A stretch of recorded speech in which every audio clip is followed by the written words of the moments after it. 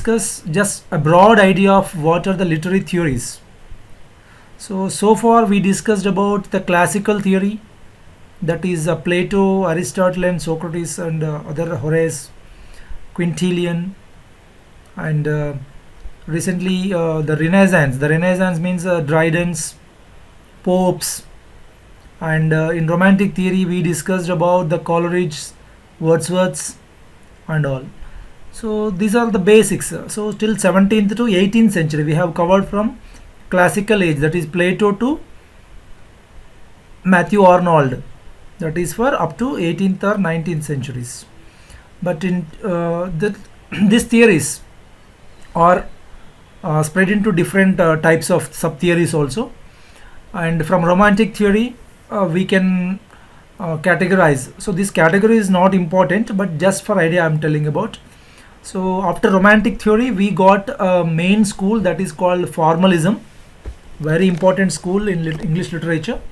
So this formalism has given rise to the new criticism and as well as the structuralism. We will discuss in the class, don't worry. What is new criticism, what is structuralism, don't worry about that much. And this new criticism and structuralism gave way to the reader response theory. Reader response theory, which believes the reader is the final, not the writer. So we write something but it will be read by a reader. So that's why this theory believes that the reader's perception is final. And there is another school like cultural criticism. This is based on the Marxism. Actually this is based on the Karl Marxism as well as new historicism. So this is just a broad idea of literary subgenres, and we also have theories like from formalism we also got Russian formalism, and this Russian formalism is the main source of structuralism. Actually from Russian formalism itself the structuralism was sprouted. So this is based on Roman Jakobson, so that we will discuss in today's class. And this structuralism gave rise to post-structuralism or deconstruction, or we can say postmodernism. So these are all interrelated theories. Sometimes we may find one critic in two different schools. So don't worry about that. I will just give you the main idea of what is this particular theory and what do they believe and what are their concepts and what are the books, important books in that particular criticism. So again this cultural studies gave rise to, and reader response theory gave rise to gender studies. So gender studies is a very broad term. It's actually very broad term. So here we can find queer theory. Queer is nothing but LGBT, lesbian, gay, LGBT. So gender, bisexual and transgenders also. It will cover everything. And feminism is a separate theory. So these all comes under gender theory, gender studies. So generally it called as gender studies. So and post-colonialism. So the effects of the colonialism. This is about the effects of colonialism. So this is a broad idea. So what is a literature, a literary criticism, and what is the theory? So from ancient classical theory to the 21st century theory. So after 19th century or 18th and 19th century romantic theory, so we saw many different schools. So in today's class we will be discussing the formalism, especially Russian formalism, and archetypal and dialogical criticism if possible. So let us start the class. So go to page number 326, or you can use the screen. If you don't have a book, you can watch the screen, otherwise you just go to the page number 326. It's about Russian formalism. So I will discuss, don't worry Praveen sir, archetypal criticism I will tell you. Russian formalism. What is formalism? What is formalism? So formalism is simply, don't think it's a big theories. Very simply I will tell you just important points only, and just concentrate on only important points. So don't worry about the other points. So just leave the other points, because and in set point of view all these material is not enough, not necessary actually. So The simple thing is Russian formalism. Formalists are a group of people, or a society, or a school, we can say, a school of critics, a group of critics, we can say, a group of critics where they focused on the literary elements of the work. Simply, they believe that everything is there in the text. So this is a basic point you have to understand. What is formalism? Formalism is nothing but they believe that text is everything. So please note it down. Text is everything for them. So they rejected the history, they rejected the biography. That means they are not bothered about the background of the writer. They are not bothered about the background of the society or at the time, the history.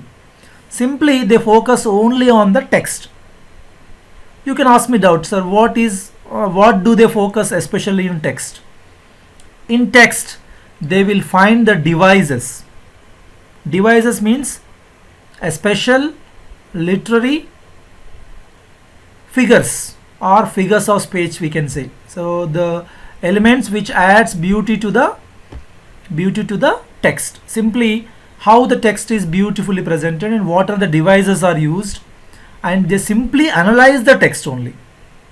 So as I have said, formalist only focuses on the literary elements. Praveen sir, you are right. Literary elements or figures of speech, or we can say the text itself. So this is the primary focus you have to on. And Russian formalism is a group of Russian critics.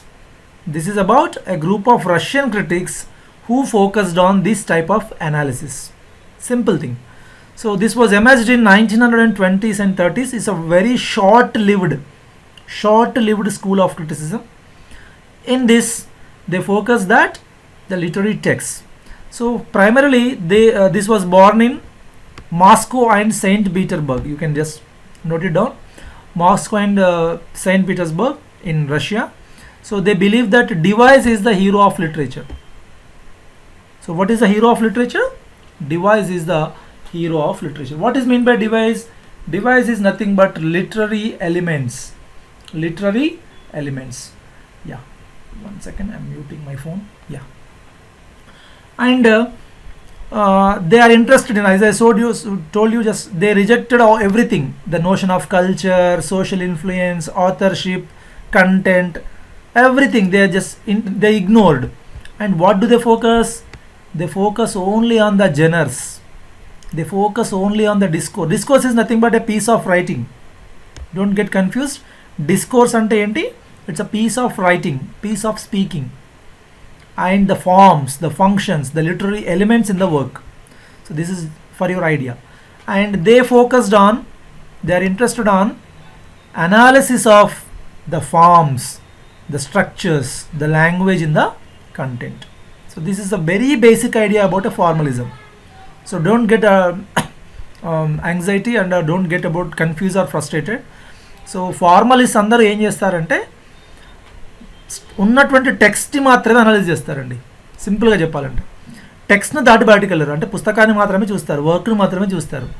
ఈ work ఏ ఇయర్లో రాశారు, ఆ ఇయర్లో ఉన్న social culturals ఏమున్నాయి, conditions ఏమున్నాయి, అసలు రాసిన ఆథర్ ఎవరు, ఆయన ఏమైనా ఏ బ్యాక్గ్రౌండ్తో దీన్ని రాశాడు, whether he is worried, frustrated about the society, or whether he is a love failure, or whether he has any personal problem or many mental disorder at the time of this writing. So they don't focus all these things.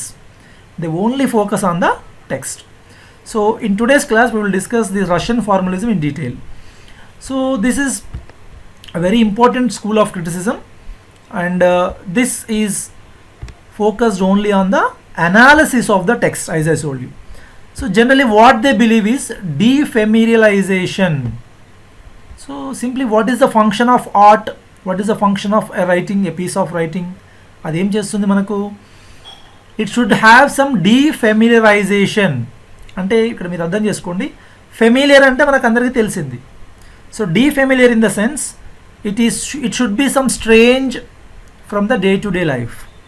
It should have some figures of speech, similes వాడారా, metaphors use చేశారా, ఇంకా ఏదైనా రిటరికల్ devices use చేశారా, ఇంకా ఏదైనా literary elements అందులో వాడారా, అంటే it should be separate from the ordinary day to day speech. ఎంతగా డీఫెమిలరైజ్ అయితే అంత బాగా వర్క్ ఉన్నట్టు ఫీల్ అవుతారు వీళ్ళు. సింపుల్ థింగ్ అండి. Defamiliarization is the function of the art. These 2 points.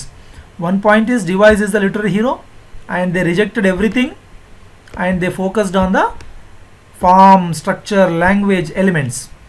And the next important point we have to discuss is defamiliarization is the function of art. That means ordinary language కన్నా కూడా literary language కొంచెం స్పెషల్గా ఉండాలండి. సింపుల్గా చెప్పాలంటే, ఒకటే మాటలో చెప్పాలంటే, మనకు you just recall this Wordsworth theory of poetic diction. What Wordsworth said? Wordsworth ఏమన్నాడు? Called for abolition or dismissal of poetic diction. మీ అందరికీ తెలుసు, the language should be very common, it should be a common man's language అన్నాడు. Just recall that item. గుర్తుంది అందరికీ? Yes, I hope you remember the theory of poetic diction by Wordsworth. దానికి ఎగ్జాక్ట్గా ఇది this is opposite అండి. So Wordsworth said literary language should not have special items, స్పెషల్గా చాలా క్రిటికల్గా ఉండొద్దు అంటాడు. But whereas Russian formalist believe that every work of art should be a different thing. It should be defamiliarized, అంటే disconnected from the ordinary language ఉండాలి. ఫెమిలియర్గా అందరికి అర్థం కాకూడదు. Just like Milton's Paradise Lost, it should be a critical thing. ఎంత క్రిటికల్గా ఉంటే అంత బాగా అది లిటరీ వర్క్ అని బిలీవ్ అవుతారు వీళ్ళు. So this is one point you to remember. And coming to the main believes, వీళ్ళు ఏం నమ్ముతారని చెప్తాను, మీరు ఒకసారి వినండి. I already discussed these points. Literature, especially poetry. And ఇంకొక థింగ్ అండి, ఫార్మలిస్ట్ అందరు కూడా they focused only on poetry అండి, not other works. Russian formalist కావచ్చు, ఈవెన్ న్యూ క్రిటిసిజం కూడా కావచ్చు. Note this point, very very important point అండి. We will discuss this point when we come to this new criticism topic. New criticism is also a formalism. అది కూడా ఫార్మలిజమే. అంటే ఏంటి, ఫార్మలిస్టులు అందరూ ఏం చేస్తారండి, they focus on the literature, they focus on the text. So literature should have a special function of language and feel outar villu, especially the poetry. And what is their duty? To discover the speciality, to discover that formulas, to discover that structures, to discover that literary devices, elements in the structure. ఆ వర్క్లో ఉన్నటువంటి వాటిని identify చేయడమే వీళ్ళ పని. And finally they feel that they are like scientists. That means we all know literature analysis is not a science, it's not a rocket science, or it's not something any other science.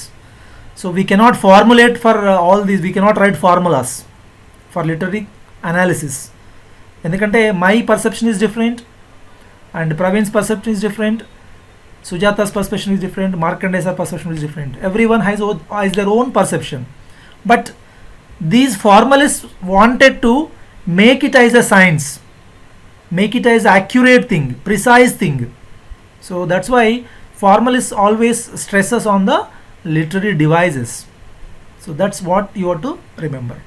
And let us go to the key terms. What are the key terms of this literary theory? అంటే Russian ఫార్మలిజంలో ఒక 4-5 key terms ఉన్నాయండి. ఈ key term మీకు రాగానే ఏం గుర్తురావాలి మీకు? Yes, this key term is related to, first thing you would remember, this term is related to Russian formalism. అది మీరు అర్థం చేసుకుంటే చాలు ఫస్ట్ స్టెప్లో. Then who coin this term, లేదా ఏ వర్క్లో మెన్షన్ చేశారు, తర్వాత ఈ టర్మ్ యొక్క మీనింగ్ ఏంటి, ఇంతవరకు చాలండి. So don't go dive into this criticism in the initial stages. So those who are beginners, I'm talking, most of the aspirants are beginners here, so that's why I'm just concentrating only on set perspective. So coming back to the first term, that is literariness. As I told you, it's a poetic diction. Enta poetic diction unte anta baga unnattu. So that's why they distinguishes between literary language and ordinary language. So they prefer literary language, not the ordinary language. So literariness ఉన్నట్టయితే, literary language ఉన్నట్టయితే it's a work. They feel it as a actual literary work. If there is no literariness, if there is no special writing in that, if there are no figures of speech, if there are no literary devices, they simply reject it as a non-literary work anamata. So andukane what is their focus? Mainly మనం discuss చేసాం ఇంత ముందే, their focus is on discovering the literariness. అసలు ఈ literary వర్కా కాదా అని discovery చేయడమే వాళ్ళ పని. So literariness is nothing but it's a special from the ordinary language. So this was introduced by Roman Jakobson. In Japan already, he is one of the important figures of Russian formalism. So we'll discuss about him. And he says, Russian poetry ఏమంటదంటే, the object of literary science is not literature but literariness. That is, what makes a given work is a literary work is nothing but literariness. ఒక వర్క్ని literary వర్క్గా మార్చేది ఏంటిదంటే, it's not literature, it's a literariness. That is the criticalness in that. So దానిలో ఉన్నటువంటి literary devices, literary techniques అన్నీ కూడా దాన్ని కొంచెం ఆర్డినరీ లాంగ్వేజ్ కన్నా స్పెషల్ లాగా ట్రీట్ చేస్తుంది. సో ఇయర్ లిటరరీనెస్ అంటే ఏంటంటే simply the complexity in writing, the writing which is different from the ordinary writing. That's more than enough to remember. And next important point enti ante fabula and sujet. Fabula and sujet. Sorry, I'm very sorry. Here it should be sujet. It's not fabula. It must be sujet. SYUZET. So I'm sorry for the mistake. Okay. So even we discussed it in Aristotle's work. So this is how we connect the present knowledge to the previous knowledge. See, in Aristotle's criticism also we discussed plot, character, diction, all these things. So ikkada story is different and sujet is different. Sujet is nothing but plot. Arrangement of the story is called plot. Sujet, fabula ante fable. Fabula is a word, fable, story. Story is nothing but a chronological sequence of events. Ante starting ఏమైంది, తర్వాత ఏమైంది, తర్వాత ఏమైంది, తర్వాత ఏమైంది, కరెక్ట్గా చెప్తేనే అది story. But in movies what they do, they use literary special terms, special ideas, effects అనమాట. ఏం చేస్తారు, they use a literary device that is called in medias res. మనం చెప్పుకున్నాం in medias res అంటే స్టోరీని క్రొనలాజికల్గా స్టార్ట్ చేయకుండా ఏం చేస్తారు, they break the sequence and they start the story narration at an important point. అంటే ఇక్కడ simply the arrangement of the story, the narration of the story is different from the actual story. Actual స్టోరీని ఏమంటామంటే fabula, only one term you would remember. The actual story is called fabula. The arrangement of the story is called sujet. I hope it's clear. The actual story is called fabula. The arrangement of the story, arrangement of this fabula is called sujet. So simple గా ఒకటే story అనుకోండి, ఒకటే కథని మీరు చెప్తే ఒకలాగా చెప్తారు, నేను చెప్తే ఒకలాగా చెప్తాను. Different directors make it as a different films with different narrations. So that is called sujet. Yes, arrangement of, not plot sir, arrangement of story. Arrangement of the story, స్టోరీని ఎట్లా అరేంజ్ చేస్తాం అనేది ఇంపార్టెంట్. దాన్ని ఏమంటామంటే plot అంటాం. అందుకనే మనకు Aristotle ఏం చెప్పాడండి, which is the soul of the tragedy అన్నాడు. Just answer my question please.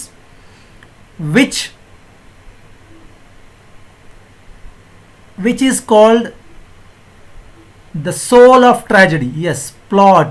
Plot ante enti ikkada? Yes, exactly right. Yogita, Sandhya, Farzana, Sriram, Shivprasad sir, exactly. Thank you sir. So fabula is very simple andi. Sujet ante enti? Arrangement of this fabula is called sujet.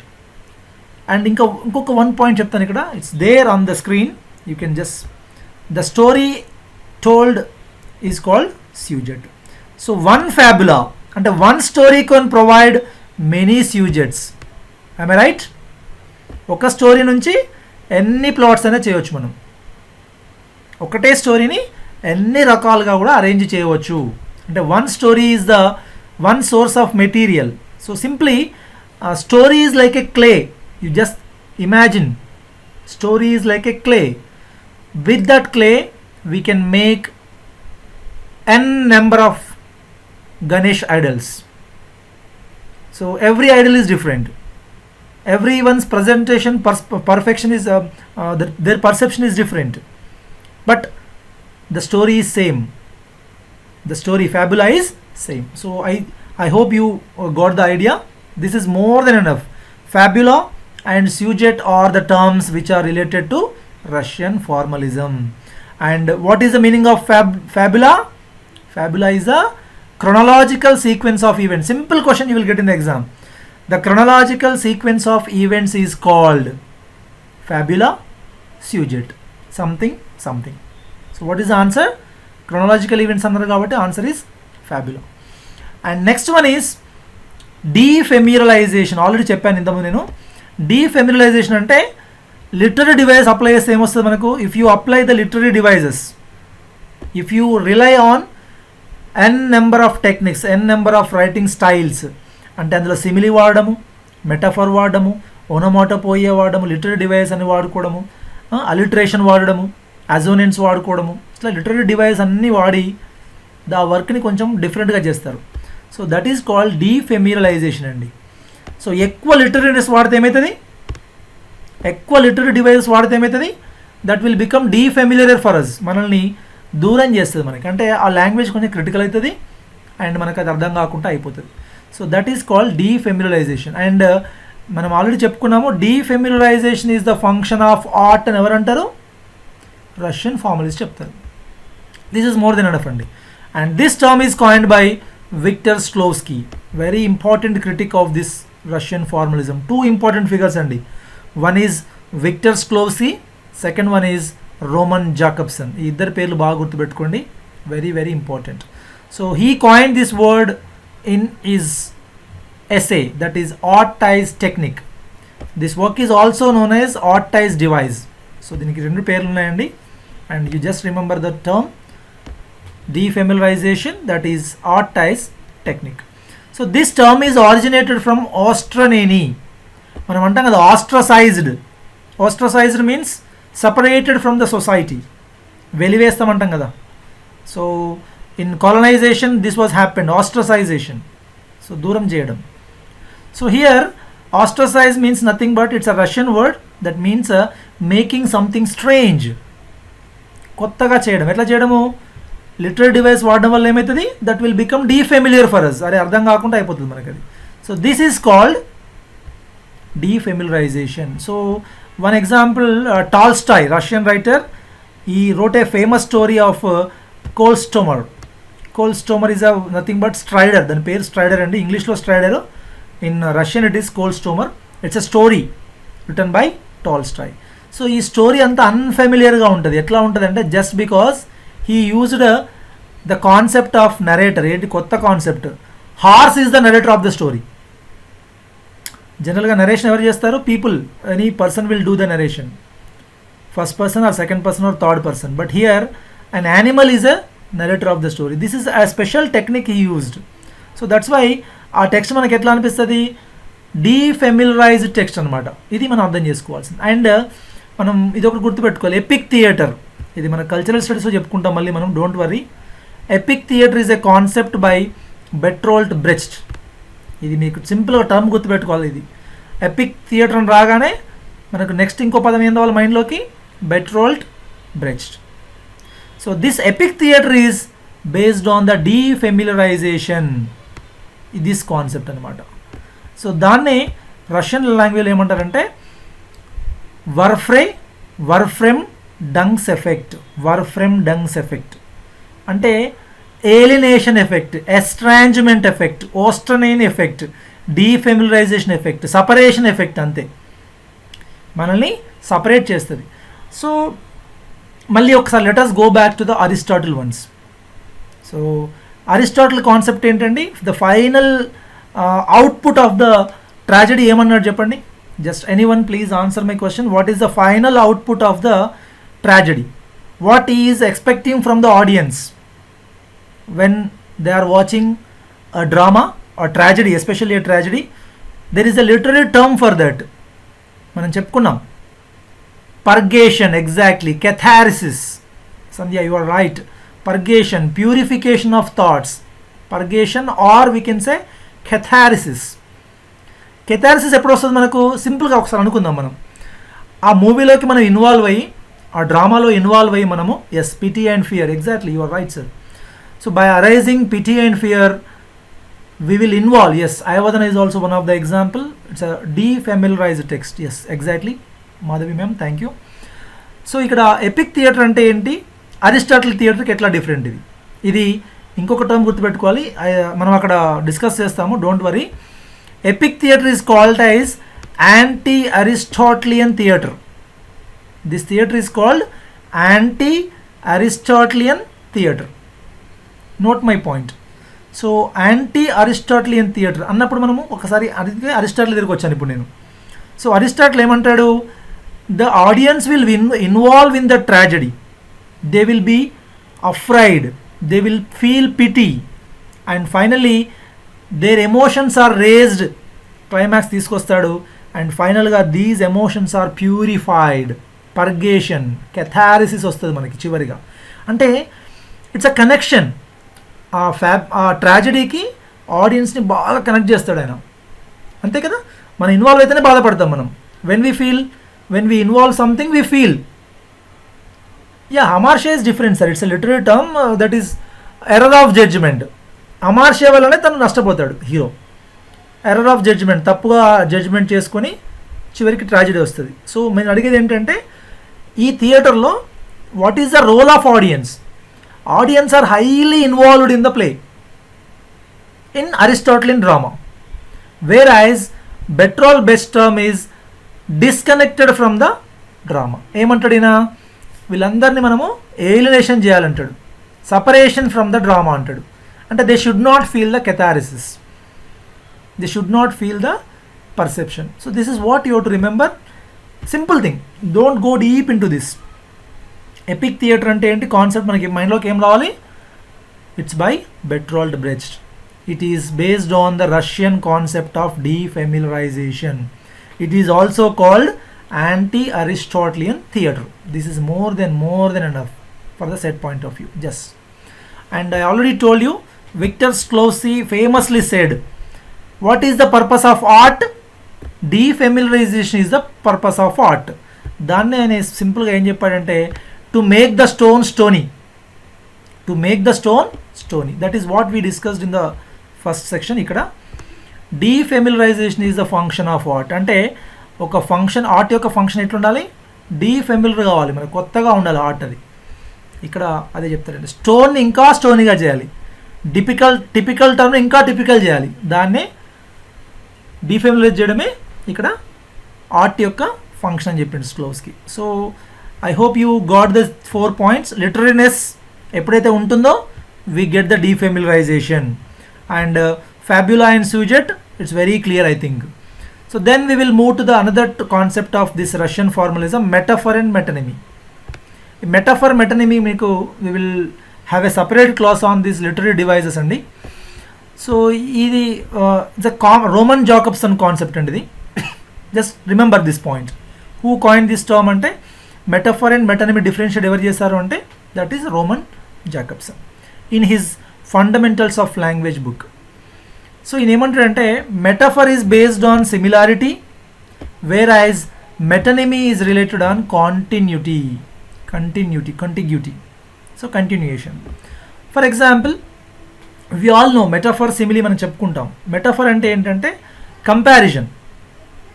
Metaphor is nothing but a comparison. So there are some beginners, I am explaining the term again. So metaphor ante entante compare cheyadam. For example, nenu oka simple cheptanu, example andi.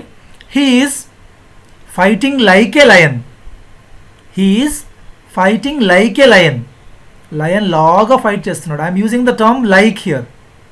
So like అని వాడినప్పుడు అదేమవుతుంది, that will become simile.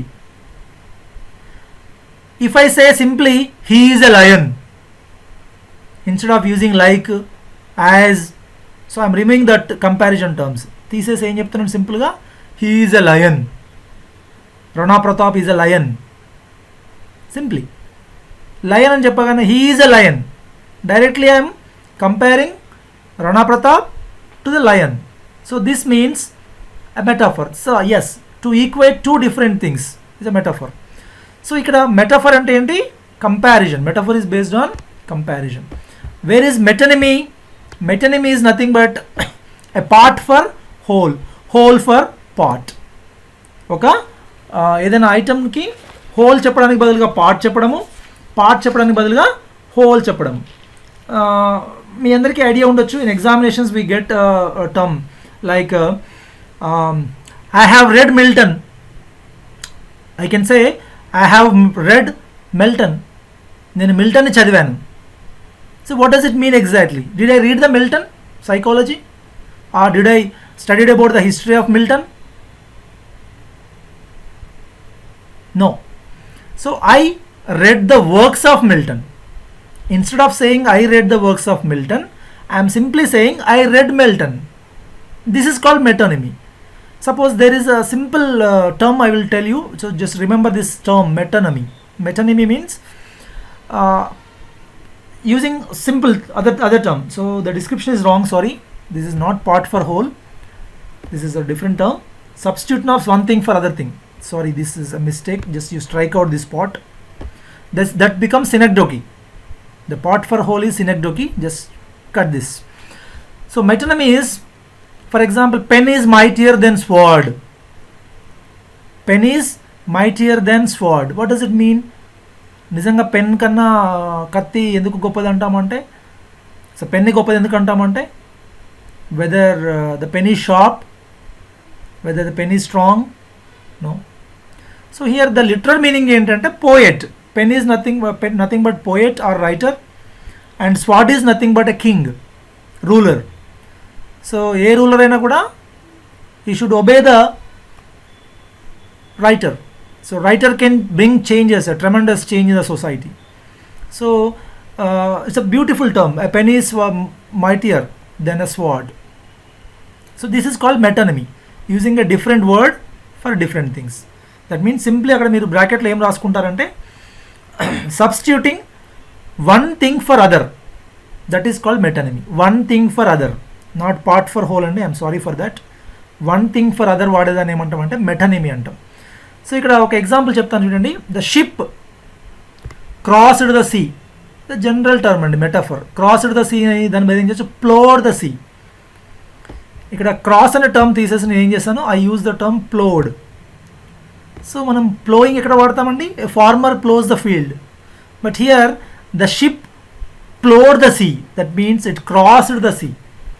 This a similar term like crossed and plowed, this is called metonymy, sorry, metaphor. Whereas the deepness చెప్పాలనుకోండి, instead of saying the ship crossed the deep, what is deep here? Indirectly the sea is deep. I am completely substituting a deep for sea. So this is one example. So don't bother about much. We will have a separate class on metaphor and metonymy, synecdoche and all these things. So only one point you have to remember here is the entire discussion. Metaphor and metonymy is the concept of Roman Jakobson. It is related to Russian formalism. ఎందుకు ఇది metaphors metonymy వాడడం వల్ల ఏమవుతుంది, the literary works will become defamiliarization. Got my point? Yes. So and there is an important theory by Jacobson. This is very important, you have to remember, and you will get a question on this. ఆ question వచ్చిన మీరు answer చేయడం కష్టపడతారు కాబట్టి I have created a code for this. ఈ code మొత్తం వస్తే మీకు ఆ క్వశ్చన్ వచ్చినట్టే అండి. So first will go to what is this theory. There are 6 functions of language. Functions అంటే యూజెస్ ఆఫ్ లాంగ్వేజ్ అండి సింపుల్గా. What are the uses of language? See just go through the picture once. I am just zooming the slide little bit. Sender, receiver, message. These three are important here. So sender is sending something, that is message, to the receiver. So here these three are also other important terms. Context, in which context he is sending, through which channel he is sending, and what is the code of that message. So here this entire 6 parts are called 6 functions of languages. ఈ 6 functions ఉంటాయండి. Referential function అంటే context, ఏ సిచ్యువేషన్లో పంపుతాం. సింపుల్గా మీరు బాగా worry అవ్వకండి. Referential function, emotive function feelings మీద, poetic function on the message మీద, conative function that is on the imperative sentences. Conative means imperative, come here, do this, commands anamata. Phatic function ante it's a discussion, particularly stranger tho maatladam, wishing, hi, bye, hello, phatic. And metalingual function, this is code language, use of a language, some certain type of symbols. మనం ఇప్పుడు COME come అని రాస్తాము. This is very familiar for all the English people, but this may not be familiar for a person who is in Africa or other countries where they don't know English language. So they may send the same code, same message with a different code. రమ్మని చెప్పడానికి అతను వేరే code వాడతాడు, వేరే word వాడతాడు.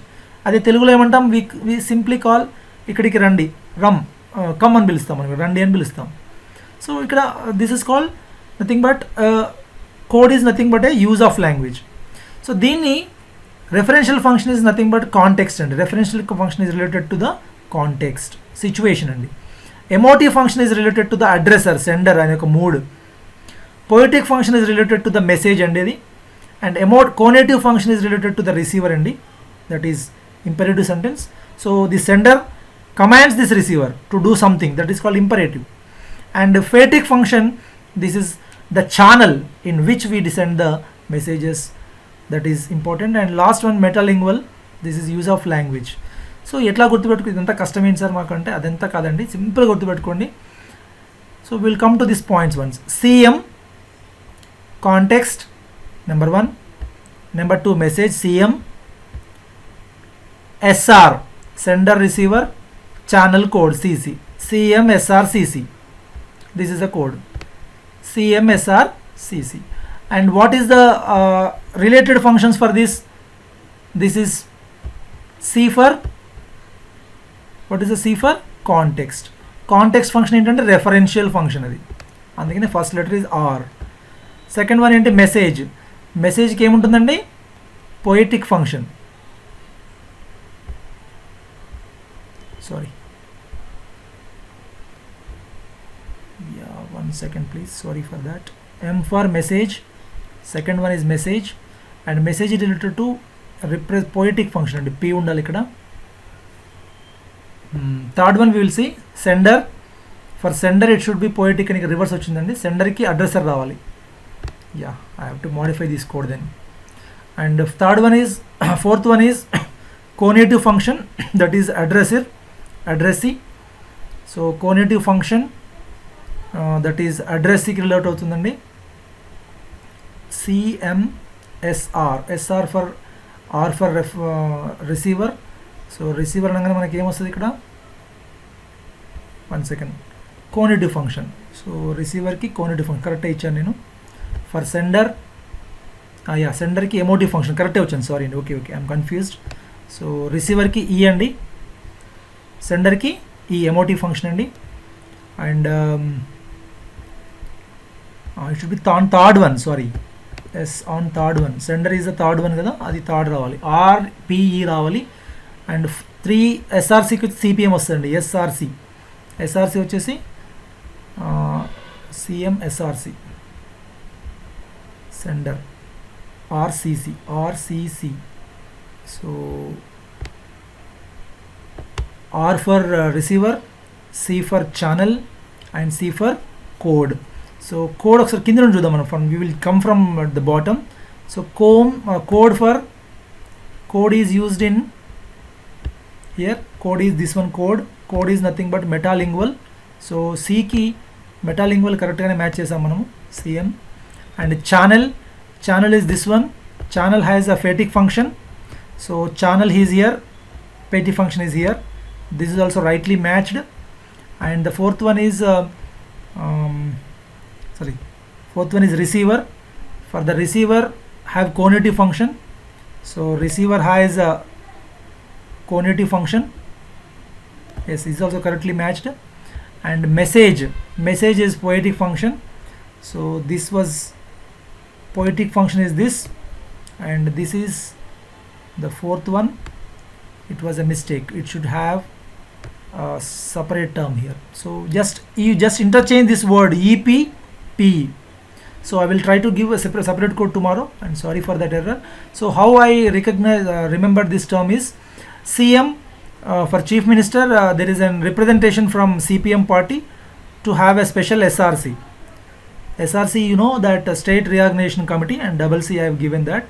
CM SRC representation by CPM. So that is CM received a SRC representation from the CPM party, and here we have to just interchange this EP P.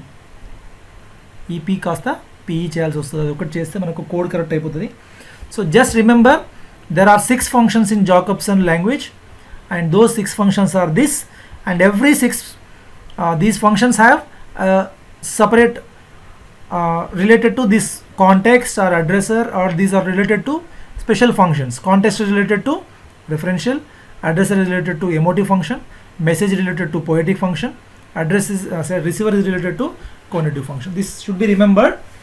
So we will move from this, and we will come to the critics, important critics. These two are important. One is Victor Shklovsky. So his main article, the first article is art ties technique. We discussed this already. This is art ties technique is a one. He coined the term defamiliarization. So yes, and next he started a Opoyas. Opoyas is a school, and Opoyas is Opojaj అని వస్తుంది అక్కడ. Opoyas is nothing but it's a school. It's a literary school they started. So here this art ties device or art ties technique is called as the manifesto of the Opoyas అండి. Opoyas is a nothing but a group of critics అండి. ఇక్కడ మనం discuss చేద్దాము. The Moscow school, the Prague school అంటాము. దీనిలో Opoyas school ఒకటి ఉంటుందండి, counter part of Opoyas school. అంటే 4-5 క్రిటిక్స్ కలిసి ఒక స్కూల్ అనమాట, ఒక థియరీ, ఒక సేమ్ ఐడియాలజీ. సో వాళ్ళ ఐడియాలజీకి అక్కడ దీని ఏమంటారంటే this art ties technique is called as the manifesto of Opoyas. So we discussed the neoclassical manifesto. What is the neoclassical manifesto? What is the neo-romantic manifesto? We discussed. Could you answer those questions? What is neoclassical manifesto? What is romantic manifesto? I hope you remember. Yes, essay and criticism, right sir? Preface to lyrical ballads. Thank you. I got the 2 answers from you. Yes. So ఇట్లా మనము మధ్యలో ఏదైనా term వచ్చినప్పుడు ఏం చేయాలంటే just you go back to the previous terms, ఒకసారి మళ్ళీ revise చేసుకుంటే ఈ కనెక్షన్ వల్ల మనకి ఏమవుతుందంటే లాంగ్ టర్మ్ గుర్తుండిపోతుంది, అది తప్పు చేయకుండా మనకు గుర్తుంటుంది. So Shklovsky is the important person. His important work is art ties technique. His important school is Opoyas school. So Opoyas school ki this work is the manifesto. This is treated as the manifesto. Yeah, Shivaprasad sir, thank you. Sujata and Sidhu sir, Farzana. Yeah, Opoyas full form ఏంటంటే ఇది Russian term అండి. So I cannot pronounce it, I'm sorry. So it's based on Saint Petersburg అండి. This is a Saint Petersburg. In English we can call it as it's a society for the study of poetic language. నేను మళ్ళీ చెప్తున్నాను, formalists focused only on poetry. They ignored the novel, they ignored the other works. వీళ్ళంతా discuss చేసింది ఏం work మీదండి? Only on poetry. అందుకనే this Opoyas is a school of poetry, school for studying the poetry. Yes, they focused on text, but in which work? They focused on poetical works, not novels, not any other works. So Opoyas అనేది ఒక school గుర్తుపెట్టుకోండి. It's a school for the study of poetic language. This is by Victor Shklovsky. Very very important point. అంతే, ఇంకా ఇంతకన్నా పెద్దగా ఎక్కువ అక్కర్లేదండి. ఓకేనా? సో ఇక్కడ in art as technique he treated Tristram Shandy. చాలా అన్కన్వెన్షనల్ నావెల్ అండి ఇది. ట్రిస్ట్రామ్ షాండీ ఎక్స్పెరిమెంటల్ నావెల్ అంటారు దీన్ని. చాలా ఎక్స్పెరిమెంట్ చేసిన నావెల్ అనమాట. సో ఈ నావెల్ చాలా స్టైల్స్లో డిఫరెంట్గా ఎక్స్పెరిమెంట్ చేసి రాస్తారు, just like James Joyce's novels. So ఈ ట్రిస్ట్రామ్ షాండీ నావెల్ని ఆయన అందులో అబ్జర్వ్ చేస్తాడు. So how it is different from the other writings అనేది ఆయన డిస్కస్ చేస్తాడు అందులో. So this is about Victor Shklovsky and we will move to the Roman Jakobson. You just remember the names of the critics, that is very important point. ఇంతకన్నా పెద్దగా discussion అక్కర్లేదండి. This Jakobson is called as a bridge between this Russian formalism and structuralism. So he is a Russian linguist. His very important work is this closing statement linguistics and poetics is a subtitle of that work anamata. So itanu he is the founder of Moscow linguistic circle. Actually మనం discuss చేస్తాం ఇక్కడ. Moscow linguistic circle అనేది group of critics అనమాట. 1915లో వస్తుంది ఇది. దీని తర్వాత he separated from the school and he started the Prague school అనమాట. ఇదేమో మాస్కోలో, ఇదేమో ప్రేగ్లో, 2 స్కూల్స్ ఉంటాయన్నమాట. ఈ 2 స్కూల్స్ కూడా సింపుల్ క్వశ్చన్ అండి. The Moscow school, the Prague school, both are related to Russian formalism. అంతకన్నా ఎక్కువ బాగా గుర్తుపెట్టుకోవాల్సిన అవసరం లేదండి. And he separated from Moscow school and he started Prague school అండి. And he influenced Levi Strauss అందరిని ఇన్ఫ్లుయెన్స్ చేస్తాడు. And he one of the founding fathers of structuralism అండి. ఈయన స్ట్రక్చరలిజంకి బేస్ ఇక్కడి నుంచి వస్తుంది, రోమన్ జాకబ్స్ నుంచి వస్తుంది. Will discuss in the structuralism that one. And Victor Erlich works ఒకటి రష్యన్ ఫార్మలిజం అనే వర్కే రాసింది ఈయన. The name of the work is Russian formalism by Victor Erlich. So ఇంకా లిటరీ థియరీ అండ్ ఎస్థెటిక్స్ ఇదంతా పెద్ద మైనరీ ఆథర్స్ అండి. And this one is very important అండి, వ్లాదిమిర్ ప్రాప్. ఈయనది morphology of folk tale, very important. Yeah Pravallika, is my voice clear now? I'm sorry. Yeah, please answer whether are you able to listen me clearly? Actually, I moved a little from the laptop. Sorry. Morphology of folktale. Morphology of folktale is very important work, and this work is based on Russian fairy tales. So there is a writer Alexander Fyodorowicz Afanasyev. So ఇతను ఒక 600 fairy tales రాస్తాడండి. So మనకి name not necessary, but this Vladimir Propp ఏంటంటే special for analysing the fairy tales. Fairy tales Jataka కథలు ఉంటాయి కదా, ఆ కథలన్నీ స్టడీ చేసి దాని morphology, how these folk tales are structured అని చెప్తాడు. దాంట్లో ఇతను ఏమంటాడంటే there are 31 basic units of నరేషన్స్కి 31 స్టైల్స్ ఉన్నాయి. And there are 7 spheres of narration, action అని చెప్తాడు. యాక్షన్ అంతా ఆ ఫెయిరీ టేల్ యాక్షన్ అంతా కూడా 7 టైప్స్ ఆఫ్ యాక్షన్ ఉంటుందని చెప్తాడు. అంతే, ఇది ఇంపార్టెంట్ అండి. 31 units of narration and 7 spheres of action and morphology of folk tale by Vladimir Propp. ఇంతే, ఇంకెక్కువ అక్కర్లేదండి. You can ignore the remaining minor authors. You just remember the names Tomashevsky, Tynyanov, Eikhenbaum, Mukrowski, all these are Russian names which are related to Russian school. And I already told you Moscow school and Prague school. That is more than enough అండి. ఇంకా so Russian formalism ఇంతే, ఇంకెక్కువ discuss అక్కర్లేదు. You just try to answer the MCQs. I have provided 25 questions for you and I did not provide the answers. So try to answer these questions. Tomorrow we will discuss the key. And coming to the second school of criticism, dialogic criticism అండి. ఇది కూడా 1920s and 30s. So what is dialogic criticism? Dialogue క్రిటిసిజంకి మొత్తం ఒకరు ఉంటారు.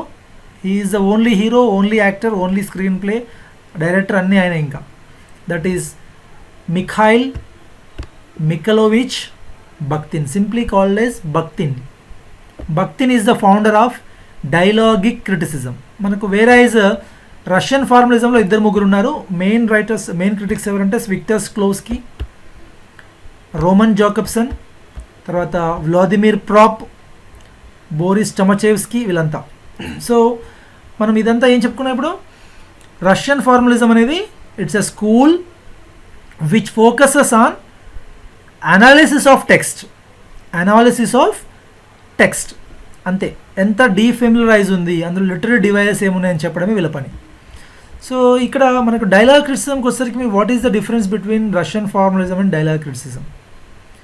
Dialogue criticism is nothing but they focus on the dialogues of the writers, the dialogues, the voices of the characters.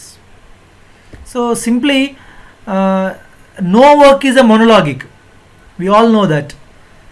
We cannot survive in the nature by living alone. We cannot live alone. So we should have a companion, and every work should have a dialogic work. So అన్ని works కూడా literature అంతా కూడా డైలాగికే almost. So there is no monologic works అని చెప్తారు వీళ్ళు. So అందుకే ఈ భక్తిని ఏమంటారంటే is wrote a very famous work, ఒక రెండు ఉంటాయండి. Problems of Dostoevsky poetics. Dostoevsky is a Russian writer. Tolstoy and Dostoevsky ఇద్దరు ఉంటారు. And the dialogic imagination and 4 essays, ఈ రెండు చాలా ఇంపార్టెంట్ వర్క్స్. ఇంకో 2-3 వర్క్స్ ఉంటాయి. రెబెలియస్ అండ్ హిజ్ వరల్డ్ ఒకటి ఉంటుంది, అది నేను చెప్తాను ఇప్పుడు. So what they do is they focus on the dialogues, how the dialogue is interchanged, how the dialogue is appeared in the writing, because we don't speak in vacuum. So it's not possible. We should have a listener, we should have a responder, receiver ఉండాలి కదా. So they focus on discourses. Discourse అంటే ఏమనుకోకండి, discourse is nothing but a piece of communication. Discourse is a communication, whether it is written or spoken. So ఇక్కడ narratives ఎట్లా వస్తాయి, narration ఎట్లా ఉంటుంది, in the form of discourses, in the form of this dialogues అనమాట. So they focus on the voices, their attitudes, their values అనమాట. So ఇక్కడ unlike the formalist, they focus on novels. Please remember this point. Dialogue criticism మనకి ఏం రావాలి, dialogues ఎక్కడ ఉంటాయండి? Are there any dialogues in the poetry? Most of the times we don't find dialogues in poetry. So dialogues ఎక్కువ ఉన్నాయి కాబట్టి novel is the primary interest of Bakhtin. So novel is interested for Bakhtin అనమాట. అందుకని భక్తిని ఏం చేస్తారంటే, novel is constituted by multiple voices and diversed dialogues అనమాట. So అందుకని his prime interest is in the analysis of these dialogues in the novels. So that's why this school is called dialogic criticism. అంతే, ఇంకా ఎక్కువ డెప్త్లోకి అవసరం లేదండి. And he defined the novel as a polyphonic genre. Novel is not a monophonic అంటే mono single language కాదు కదా. Polyphone, many voices. Poly means many, phone means sound. Many sounds genre, many voices genre. Actually this polyphony is a term from music andi. We'll discuss the important terms of this criticism also. These are the 4 or 5 important terms of this criticism andi. Very simple, very simple. So chronotype. What is meaning of chrono? Chrono అనగా మనకి ఏం గుర్తు రావాలి, time. Chronological అంటాం కదా. Chrono అంటే the meaning of the word term chrono is time. So what they do, they simply focus on the time and space in the language and discourse. అంటే when they are analyzing a text, when they are analyzing the dialogue, they focus on the time of the dialogue. అంటే how the time changes the dialogue అనేది వీళ్ళు చూస్తారు. అంటే the changes in the dialogues or language with respect to the time. This is called chronotype. Nothing. ఇంతకు మించి ఏం లేదు ఇంకా. Chronotype అంటే ఏంటి? The changes, the effect of time on the language. See, the time, the language which was spoken in Anglo-Saxon period is entirely different from the Middle Ages, and the language they spoke in the Middle Ages is entirely different from the modern day English. We all know that. So this time is very important in modifying the language. That is what the chronotype. So this was coined by Bakhtin. ఇంకా గుర్తుపెట్టుకోండి, ఇందులో ఒకరు hero అని చెప్పాను. Dialogue criticism అంటే ఎవరు రావాలి మనకి? కథ, స్క్రీన్ ప్లే, డైరెక్షన్ అంతా కూడా భక్తిని. అన్ని టర్మ్స్ ఎవరు కాయిన్ చేసినా భక్తినే గుర్తుపెట్టుకోండి, వేరే ఏముండదు ఇక్కడ. So this chronotype term is coined by Bakhtin in his writing forms of time and chronotype in the novel. It's a work. ఇది గుర్తుపెట్టుకుంటే అయిపోతుంది. ఏ వర్క్లో కాయిన్ చేశారనేది ఇంపార్టెంట్ ఇక్కడ, అంతే. Polyphony అంటే many phones, many sounds. This is actually a musical term. So many characters have many voices, many sounds అనమాట, అంతే, ఇక్కడ ఏం లేదు. ఇది కూడా డైలాగ్ క్రిటిసిజంకి related. So this term is coined in problems in Dostoevsky poetics. ఇది కూడా చాలా ఇంపార్టెంట్ టర్మ్ అండి. So simple, polyphony is a term related to which of the following criticisms? Dialogue criticism, Russian formalism, new criticism, feminism, something they will give you. So polyphony అంటే poly means many, phone means voices. మనకి ఇది గుర్తొచ్చింది అనుకోండి, many voices ఎక్కడ ఉంటాయి? నావెల్లో ఉంటాయి, డైలాగ్స్లో ఉంటాయి. Enough, you can answer the question. So carnival is a feast, celebration. So actual literal meaning is feast of fools అండి, actual literal meaning, but that is not necessary here. So it's a simply carnival అంటే celebration in seasons, season of carnivals. There are many carnivals in every culture. Every culture has their own celebrations, has their own seasons. So ikkada a mingled group of voices. So this carnival is the source of voices anamata. Why this carnival term ante manaku carnival emotadi, we met together, different people gather in the same place, so we can hear different voices. Ante, this is called carnivalesque. అంటే because of the కార్నివల్స్ we have this different or divergent voices. This is term very important. ఇంతే, ఇంకెక్కువ డెప్త్లోకి వెళ్ళకండి. కార్నివలెస్క్యూ అనే term రాగానే మనకి మైండ్లో ఏం రావాలి? భక్తిన్. భక్తిన్ అనగా మళ్ళీ ఈ టర్మ్ ఎక్కడండి? Bakhtin in Rabelais and his world అనేది అంటూ రావాలి. Rabelais is nothing but is a French writer అండి. Rabelais is a French writer. So దానిలో ఈ టర్మ్ కాయిన్ చేస్తాడు. And grotesque realism, this is also term coined by Bakhtin. So ఇది ఏంటంటే realism, మీ అందరికీ తెలుసు రియలిజం అంటే realistic portrayal is called realism. Grotesque means abstract. Grotesque అంటే కొంచెం అబ్స్ట్రాక్ట్గా, స్పిరిచువల్గా, we can say with evil powers. అంటే గ్రొటెస్క్యూ అంటే కొంచెం భయపడడానికి. మనం గోతిక్ నావెల్ అనుకున్నాం కదా, Gothic is also from grotesque. So making it's unfamiliar, making it abstract అనమాట. So grotesque realism is a term coined by Rabelais, Bakhtin in his work Rabelais and folk literature. ఒకవేళ మనకి ఇందులో question ఏమైనా వస్తే ఏమొస్తుందంటే this term was coined in which of the following books అని వచ్చినప్పుడు మనం కన్ఫ్యూజ్ అవుతాం. Grotesque realism is coined by Bakhtin in Rabelais in folk culture. ఇందులో ఏమో రబేలియాస్ అండ్ హిజ్ వరల్డ్ ఈజ్ ఏమో problems in Dostoevsky poetics. This is in forms and times of chronotype in novel. So 4 different terms and 4 different works. So that you have to remember in the dialogic criticism. Heteroglossia, this is also variety of glossia, variety of voices, variety of languages, equal languages. So this is multiple viewpoints, multiple voices anamata. So this term is also coined by Bakhtin in Dialogic Imagination and 4 essays. Yes, you have to remember this term, at least the terms and the author Bakhtin. And Bakhtin's యొక్క works ఒక 4 works ఉంటాయి, అవి చాలా important, కొంచెం memorise చేయండి తప్పదు. It take some time but it's very easy. And జనరల్గా మనం ఇంతకుముందు చెప్పాను నేను. So Bakhtin preferred the dialogic form because no person speaks in vacuum, that's why dialogic form is important. So Bakhtin preferred the dialogic form. అందుకని he says Tolstoy works are monologic అంట. అంటే ఎక్కువ monologue అంటే ఏంటి, మనకు dramatic monologue అనుకుందాం. Stage మీద author ఒక్కడే వెళ్ళి, ఒక క్యారెక్టర్ ఒక్కడే వెళ్ళి తన స్పీచ్ చెప్తా ఉంటాడు, లేదా 10 మంది ఉన్నా చెప్తాడు. Dramatic monologue. ఒక్కడు మాట్లాడితే మోనోలాగ్, ఇద్దరు మాట్లాడితే dialogue, simple. So he compared Tolstoy and Dostoevsky. Tolstoy is a monologic writer, ఆయన రైటింగ్స్లో ఎక్కువ మోనోలాగ్స్ ఉంటాయట. Whereas Dostoevsky works have dialogic. These two are important Russian writers and they're important writers, but Dostoevsky is the favorite writer of our Bakhtin. So అందుకని దోస్తోవ్స్కీని ఇష్టపడతారు Tolstoy కన్నా కూడా. So every novel is a dialogised system. ఇంతకుముందు చెప్పిన నేను, every novel as dialogues made up of images of language, style and consciousness అని చెప్తారు ఆయన. So this is very simple word, పెద్దగా ఏం లేదండి. డబుల్ వర్డ్ అంటే మీనింగ్ ఏం లేదండి, some words have double meanings. For example if I say she is very smart, what is the meaning of monologic meaning ఏం తీసుకోవచ్చు? Smartness is beauty. సింపుల్గా అంటే వితౌట్ ఎనీ ట్విస్ట్ చెప్తే షీ స్మార్ట్ అంటే she is beauty.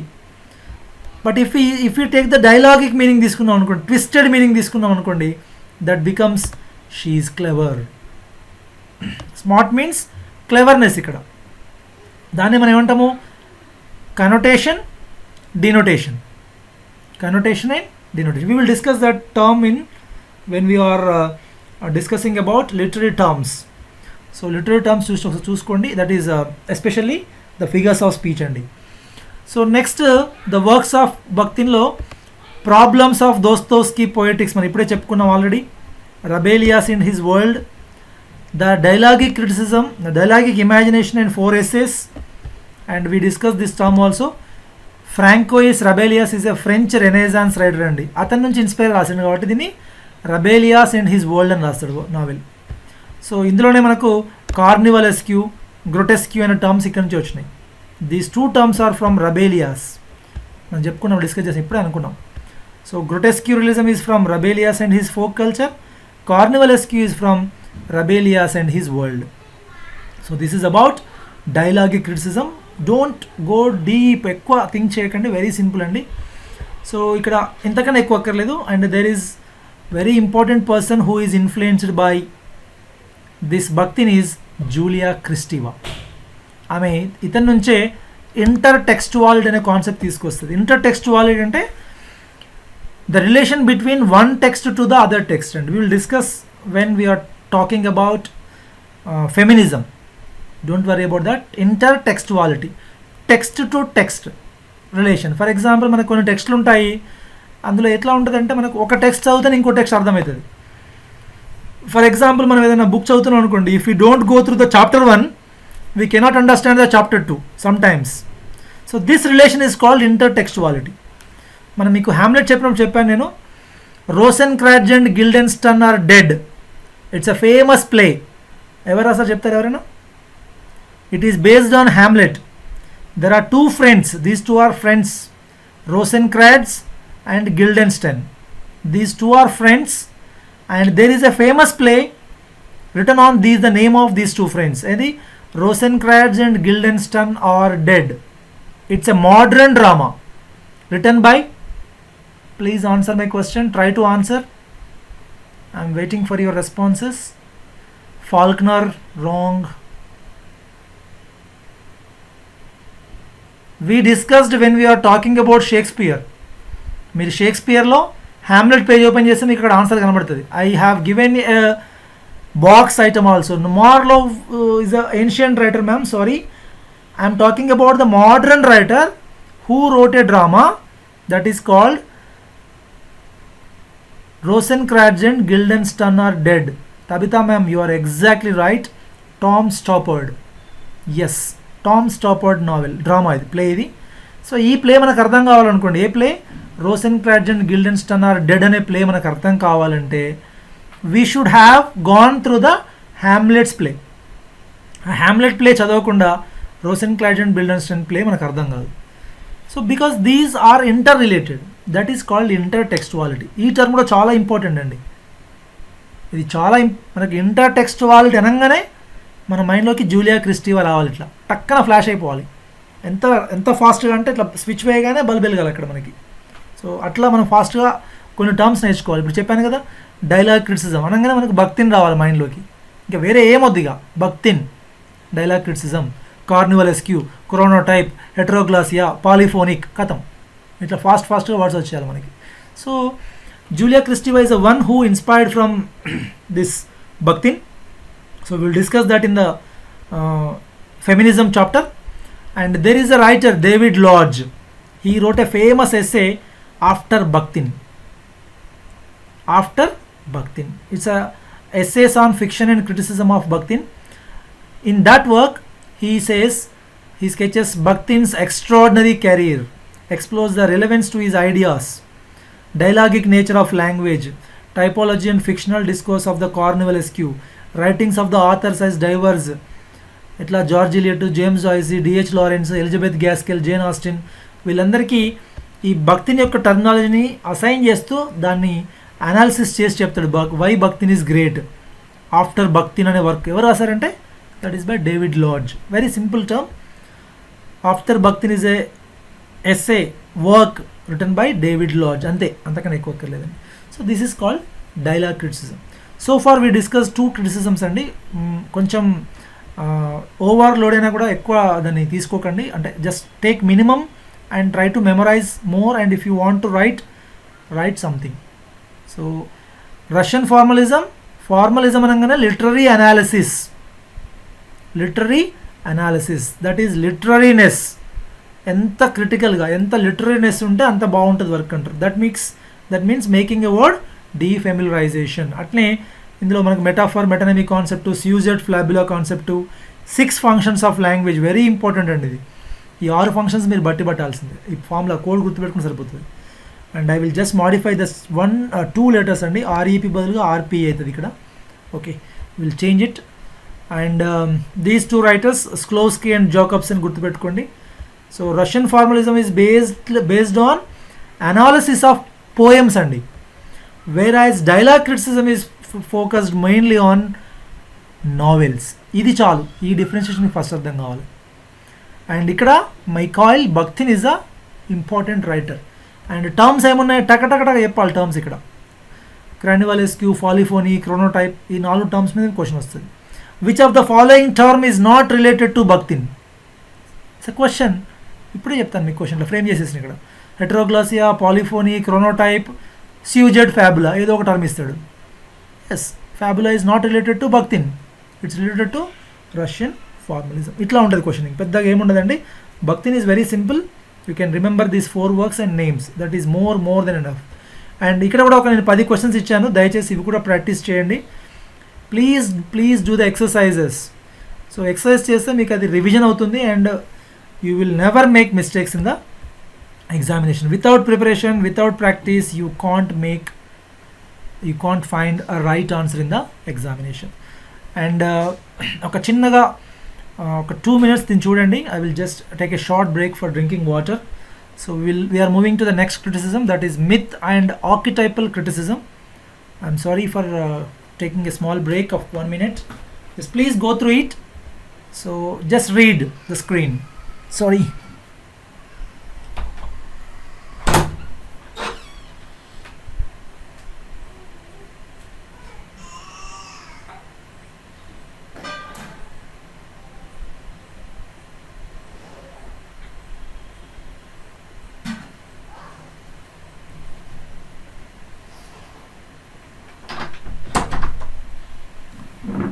Yeah, I'm back. Thank you. So what is myth? What is archetypal? And what is this criticism? So what is the speciality of this criticism? In recent examination, jail examination also, we got a question based on this myth criticism, archetypal criticism. What is archetypal?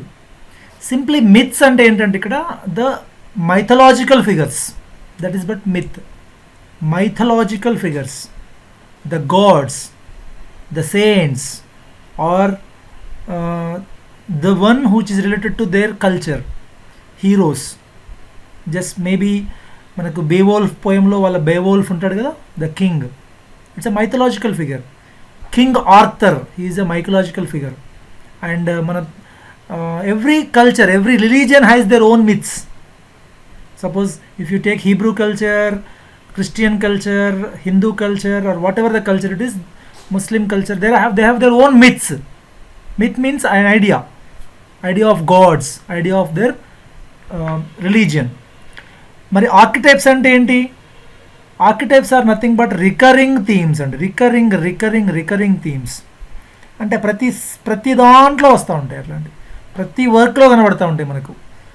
So for example మనం ఒక చిన్న example తీసుకుంటే, every movie has a character called a joker. ఒక comedian ఉంటాడు, ఎప్పుడు నవ్విస్తూ ఉంటాడు వాడు. Every movie has a character called a mother with some patience. So she continuously trying to change her family. So it's a myth, it's a archetype, కామన్గా ప్రతి దాంట్లో వస్తూ ఉంటుంది. And in every movie we will have some symbols also. మనకు కొన్ని archetypes చూపిస్తూ ఉంటారు మనకు సినిమాలో. డ్రీమ్స్ కావచ్చు, ఒక సింబల్ చూపిస్తారు, దాంతో మనకు వెంటనే ఒక ఇన్సిడెంట్ చూపిస్తారు, ఒక సింబల్ చూపిస్తారు, ఒక ఇన్సిడెంట్ చూపిస్తారు. So this is called archetypes అనమాట, recurring themes in the literature. Simply archetype is nothing but recurring theme in the literature, in any work we can say. ఏంటది సార్ అంటే మనం will discuss sir, don't worry. So this archetype is nothing but a recurring theme which is traced back from the Plato.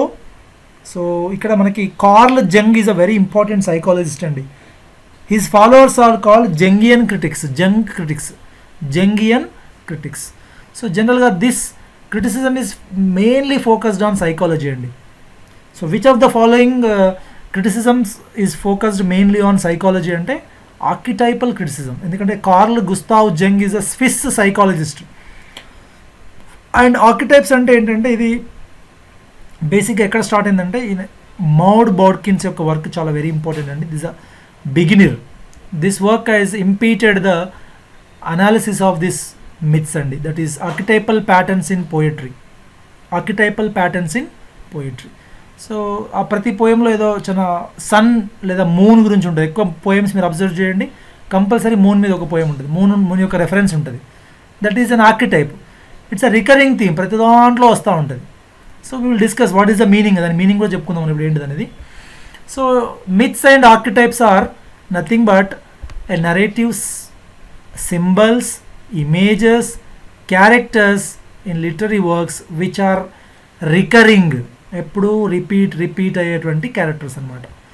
So archetypes determine the form and function of the work అనేది వీళ్ళ యొక్క belief అండి. మళ్ళీ ఒకసారి మనం back వెళ్దాం 1 second. Russian formalist ఏం నమ్ముతారండి? Defamiliarisation is the function of the art అంటారు వాళ్ళు. మరి డైలాగ్ క్రిటిసిజంలో ఏం నమ్ముతారు వాళ్ళు?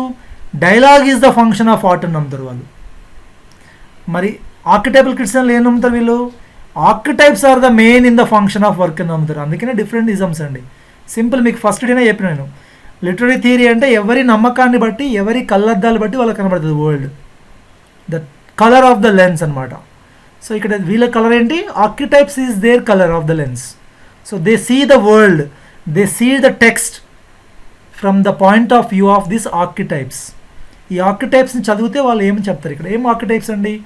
Images, characters, narrative pattern functions, motives, ideas అని చెప్తారు. ఏం థీమ్స్, ఏం ఇమేజెస్ వాడతారు చెప్తారు. ఇక్కడ రికరింగ్ అనమాట, ప్రతి వర్క్లో వస్తుంటాయి. For example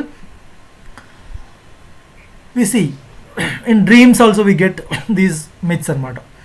So we will see what the important terms of this key terms of this literature. So this critics, archetypes is the main term andi manaku telisedi. Archetype ante recurring patterns andi, recurring patterns. Ever antaru idi? Northrop Firey says recurring patterns are the archetypes అని వీళ్ళు అంటారు. వేరాజ్ జంగ్ అంటే ఇక్కడ followers of Jung critics అండి. ఇద్దరు ఉంటారు ఇక్కడ, నార్థ్రాప్ fiery ఉంటాడు, జంగ్, ఇద్దరు మెయిన్ అపోనెంట్స్ అనమాట. ఫైర్ని ఫాలోవర్స్ చేసే వాళ్ళు కూడా ఉంటారు. నార్థ్రాప్ ఫైరీ ఫాలోవర్స్ కొంతమంది, జంగ్ యొక్క ఫాలోవర్స్ కొంతమంది. సో జంగ్ యొక్క ఫాలోవర్స్ ఏమంటారు అంటే these are called primordial images, primal images, ancient images, primary images అనమాట. సో ఆర్కిటైప్స్ అంటే original pattern, repetitive, arche means beginning, typos means pattern. Beginning pattern అంటే main pattern, root pattern, original pattern ఏమంటారంటే archetypes అంటారు. So Jungian critics ఏం చేస్తారంటే they focus on the myths, whereas myth critics focus on analysis of these myths. They focus on origin, these myth critics focus on analysis. So that is not big necessary thing. So only one point you have to remember is archetype ante entante recurring theme ante. Next one is collective unconsciousness. What is this term? Collective unconsciousness ante enti sir? So this is a term coined by Carl Jung in his 1916 essay. This is called the structure of the unconsciousness. So collective unconsciousness అంటే ఇక్కడ మనకు primordial image అని అన్నాం కదా, మనం primary images అన్నాం కదా. So it's not a single thing, it's a collective thing అంటాడు ఈయన. సో ప్రైమోడియల్ ఇమేజెస్, అందుకే ఆయన ఏం డిఫైన్ చేస్తాడంటే primordial images are the psychic residue of the repeated patterns of experience in the lives of our ancestors survives in the collective unconsciousness of the human race. So these archetypes are in the unconsciousness of the human nature. Prati okkariki they are carried from one generation to other generation from this unconsciousness or from literature or from ancestors. ఒకరి నుంచి ఒకరికి వస్తాయి. Repeated ప్యాటర్న్స్ని వాళ్ళు ఏమన్నారు, collective అన్కాన్షియస్లో వస్తాయి. Archetypes ఎట్లా వస్తాయి, collective unconsciousness ద్వారా వస్తాయి అని చెప్పేసి. అంటే ఒక human race, it's not a one person's archetype. So archetype అంటే ఒక్కరు నమ్మితే కాదండి, అది సొసైటీ అంతా నన్ను నమ్మాలి అక్కడ. So that is a group of people's belief అనమాట. 10 మంది నమ్మిన దాన్ని మనము మిత్ అంటాం, ఆర్కిటైప్ అంటాం. సో నా ఒక్కడి బిలీఫ్ ఇంకొకరి బిలీఫ్ కాదు ఇక్కడ. If you take Hindu mythology, all Hindu people believe the same thing. So that is called collective unconsciousness of that human race. That is called collective unconscious. Archetypes ఎట్లా వస్తాయని చెప్పిండినా, archetypes are primordial images, primary images, ancient images which are recurring in the works, and these works, these archetypes survival in our collective unconsciousness లో ఉంటాయని చెప్తాడు ఆయన. Simple thing. But Northrop Frye rejected this, ఎందుకంటే we already discuss that Northrop Frye is against this Jung. ఆయన ఏమంటాడు, it's unnecessary hypothesis, అంత అవసరం లేదు అని చెప్తాడు దాన్ని. So that is not necessary, plus just remember this. And persona and shadow, this is a two what do you call archetypes, two images. Persona ante entante the image which we present to the personality, to the world, but shadow is a darker world which is hidden. Ante persona and shadow, every person has a personality, has a shadow. So what you see from the other person is his personality. What is inside them, which is unseen, that is called shadow, darkness. So every person has this persona and shadow. So literature లో మనకు సినిమాలో కూడా మనకు చూపిస్తూ ఉంటారు, అసలు actual పర్సనాలిటీని ఒక రకంగా చూపిస్తారు అండ్ షాడోని ఇంకో రకంగా చూపిస్తారు మూవీలో. Yes, this representation is called archetypal. So we'll discuss some of the archetype examples. So generally there are two categories అండి, archetypes of character, archetypes of symbols. So we'll begin with characters first. అసలు ఆర్కిటైప్స్లో characters ఏముంటాయండి, దాదాపుగా ప్రతి వర్క్లో we will have a hero. Don't we have? Primordial images అంటే primary images sir, primary basic images, common images in the literature. So hero అన్ని వర్క్స్లో కామన్గా ఉంటాడు. Out caste, so పాపం ఎవరినో ఒకరిని అందులో బలి చేస్తారు వాడిని అవుట్ క్యాస్ట్గా. They will treat him as inferior in the society. That is also a common archetype. And every work has a scapegoat, అంటే అన్నిట్లో ఉండాలని లేదు, most of the works have this character. Scapegoat అంటే ఏంటండి, ఆ సినిమాలో ఆ మూవీలో ఆ ఛానల్లో ఎవరు తప్పు చేసినా వీనే బలి చేస్తారు. ఎవరు ఇంట్లో, మన ఇంట్లో కూడా చూడండి, జనరల్గా ఇంట్లో 2-3 పిల్లలు ఉన్నారంటే ఎవరు అల్లరి చేసినా మనం ఒక్కరినే కొడతారు, పెద్దవాడిని అంటారు first. So you should have take care of the sister or you should have take care of your brother, మనం వాడిని ఎక్కువ పడతాం. And he will be blamed for every fault. Scapegoat character, it's a common in all the literature. And star crossed lovers అంటే lovers eloped from the society, joined by love and separated by fate. పాపం మళ్ళీ దురదృష్టం కొద్ది విడిపోతారు అనుకోండి. So ఇటువంటి character అనేది మనకు దాదాపుగా అన్ని వర్క్స్లో కామన్గా ఉంటుంది. So what do they do is they analyse the common characters, they will just comparative study అనమాట. సింపుల్గా చెప్పాలంటే కంపారిటివ్ స్టడీ. అట్లే మనకు మదర్ ఆర్కిటైప్ ఆల్రెడీ చెప్పాను నేను, common to all species, all literatures, అన్నిట్లో mother compulsory. Even if it is a beast fable, ఒక యానిమల్స్తో స్టోరీ చెప్పినా there is a mother cock and a mother suppose ఉందనుకోండి, mother animal and maybe a baby animal, so చూపిస్తారు. So old wise men, ఇది కూడా కామన్గా అన్నిట్లో ఉంటుందండి. అవుట్ క్యాస్ట్ అంటే ఇన్ఫీరియర్ పర్సన్ అండి, వెలివేసిన వాళ్ళు అంటాం కదా, outcast Praveen. So outcast is nothing but an inferior personality. సొసైటీలో చాలా అండర్ ప్రివిలేజ్డ్ పర్సన్ అనమాట.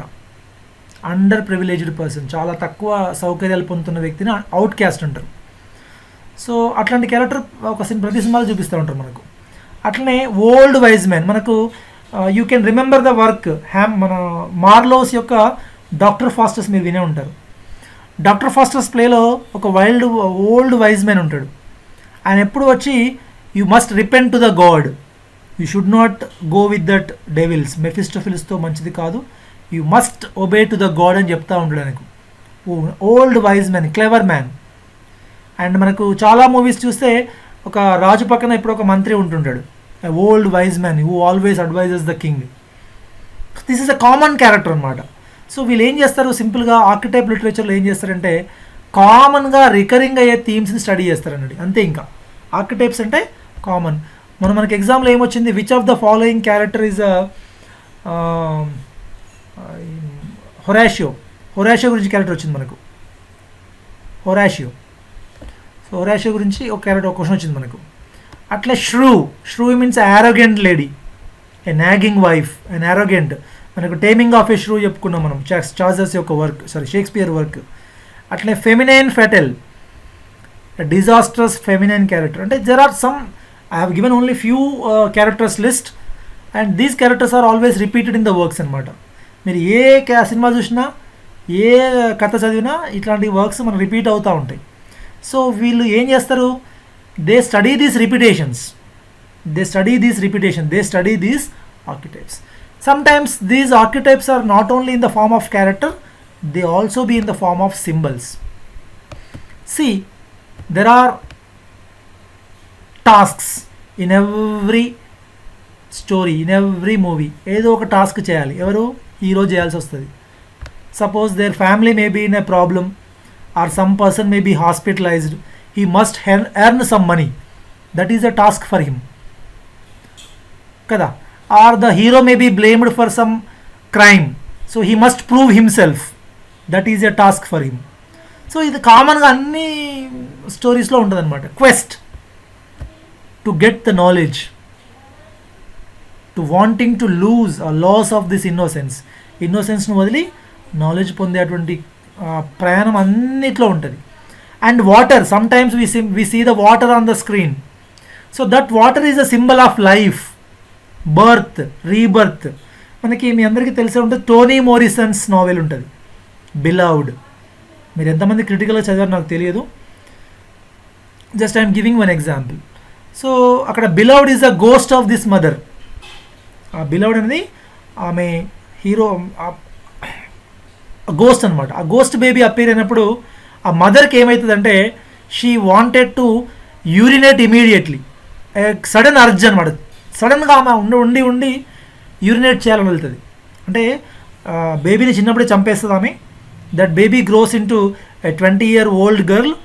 So she takes the form of a ghost లాగా తిరిగి కనబడుతుంది తనకి, మదర్కి వస్తుంది. సో ఎప్పుడైతే మళ్ళీ ఆ మదర్కి గోస్ట్కి ఇంటరాక్షన్ జరుగుతుందో, సీన్ 1 ఇంట్రొడక్షన్ జరుగుతుందో, ఆ బేబీ కనబడంగానే this mother wants to urinate. That means the symbol of water. So water is a symbol of the birth అనమాట ఇక్కడ. అంటే when the mother is giving birth, we all know she loses a fluid, amniotic fluid from her body. So that is a symbol of, the water is symbol of the birth ikkada. In the same way, in the novel Beloved, you can observe the comparison, how that woman loses the water again for the second time. That means to urinate. So here the water appears as a symbol of rebirth అనమాట. రీబర్త్కి సింబల్గా చెప్తారు. ఎక్కడ water వచ్చినా అది symbol of life అని గుర్తుపెట్టుకోవచ్చు మనం. When there is sea, it is mother of all life అనమాట. When there is a river, sometimes it's a symbol of birth and sometimes it is a symbol of death.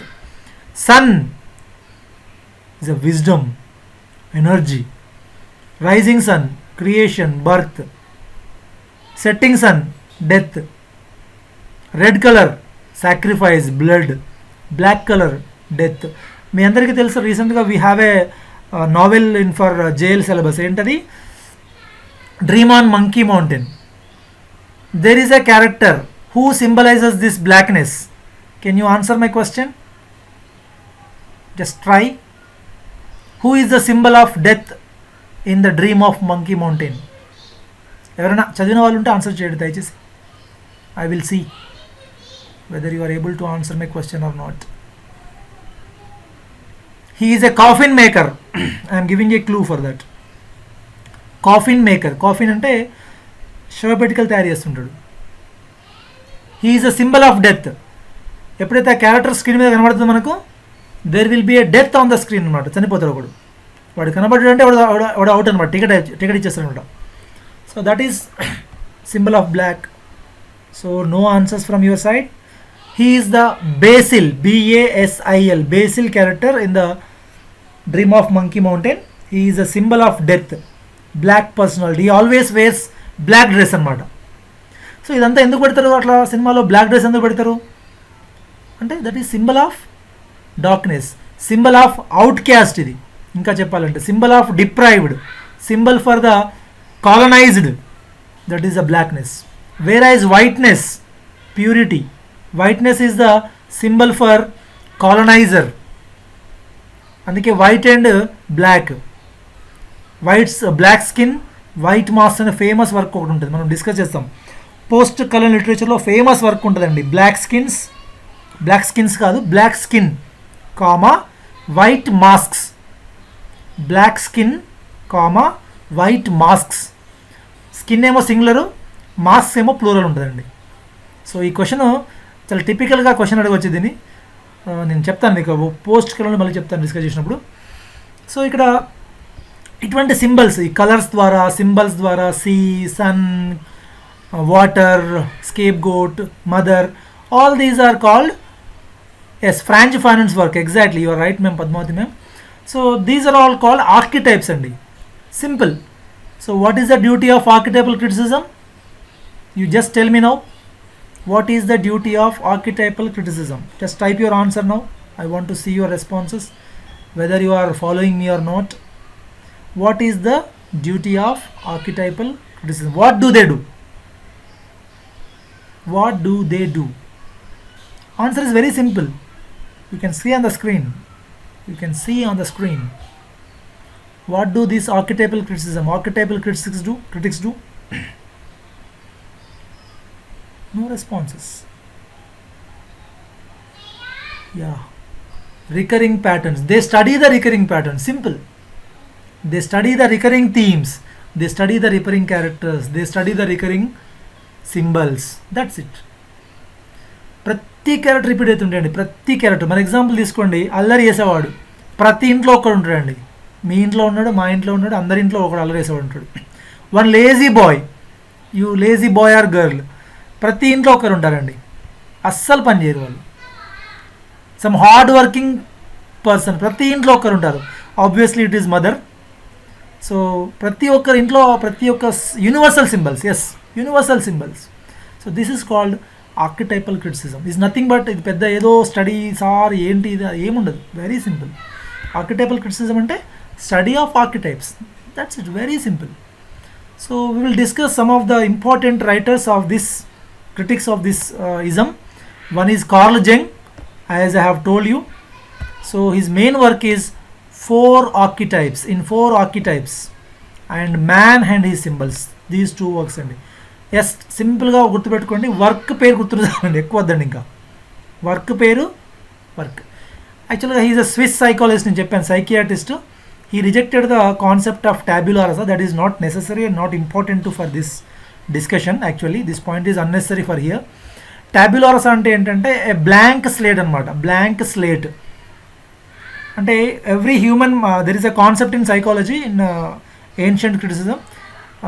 Human beings born with a tabula rasa, empty mind తో, empty slate తో పుడతారు. and the society or the parents, everything we write on this, even the teachers అంటారు. So this is a wrong concept అంటాడు Jung. ఎందుకంటే it's a recurring themes, concepts ఉంటాయని నా నమ్మకము. So it's already some imprinted అంటాడు. And the famous and important critic of this ism is Northrop Frye అండి. Very very important ఇది. Northrop Frye very very important అండి. In a famous work, Anatomy of Criticism, 4 essays. This should be memorized, including the names of these works. So previously it was a question, net question. There are 4 essays అన్నాం కదా, ఏంటి ఆ 4 essays? Historical criticism, a theory of modes, subtitle. Ethical criticism, a theory of symbols. Archetypal criticism, a theory of myths. Rhetorical criticism, a theory of genres. So you just remember this term here, HEAR. Historical, ethical, archetypal, rhetorical. MSMG. MSMG is modes, symbols, myths and genres. Modes, symbols, myths and genres. Sometimes you may get a question to match the following. And historical criticism, symbols ఆ myths ఆ genres ఆ match చేయమన్నారు అనుకోండి, ఇది code గుర్తుంటే మీరు ఎవరు మర్చిపోరు. ఇంకా ఈ కోడ్ లేకపోతే మాత్రం you cannot answer this question. So మనకి ఇది గుర్తుండడమే ఎక్కువ. అనాటమీ ఆఫ్ క్రిటిసిజం అంటే అందులో 4 ఎస్ఎస్ ఉంటున్న విషయం తెలవడమే ఎక్కువ. దాంట్లో మళ్ళీ ఆర్డర్ ఇచ్చి చెప్పమన్నప్పుడు మనం కష్టపడతాం. అందుకే sometimes we have to use this type of codes. And archetypes of criticism is also famous essay. So అందులో అనాటమీ ఆఫ్ క్రిటిసిజం అనే దాంట్లోకి ఈ ఆర్కిటైప్స్ ఆఫ్ లిటరేచర్ అనేది ఎస్సే తీసుకొచ్చి పెట్టాడు ఇక్కడ. This is the archetypal criticism essay తీసుకొచ్చి పెట్టాడు అనమాట, 3rd ఎస్సే అనమాట.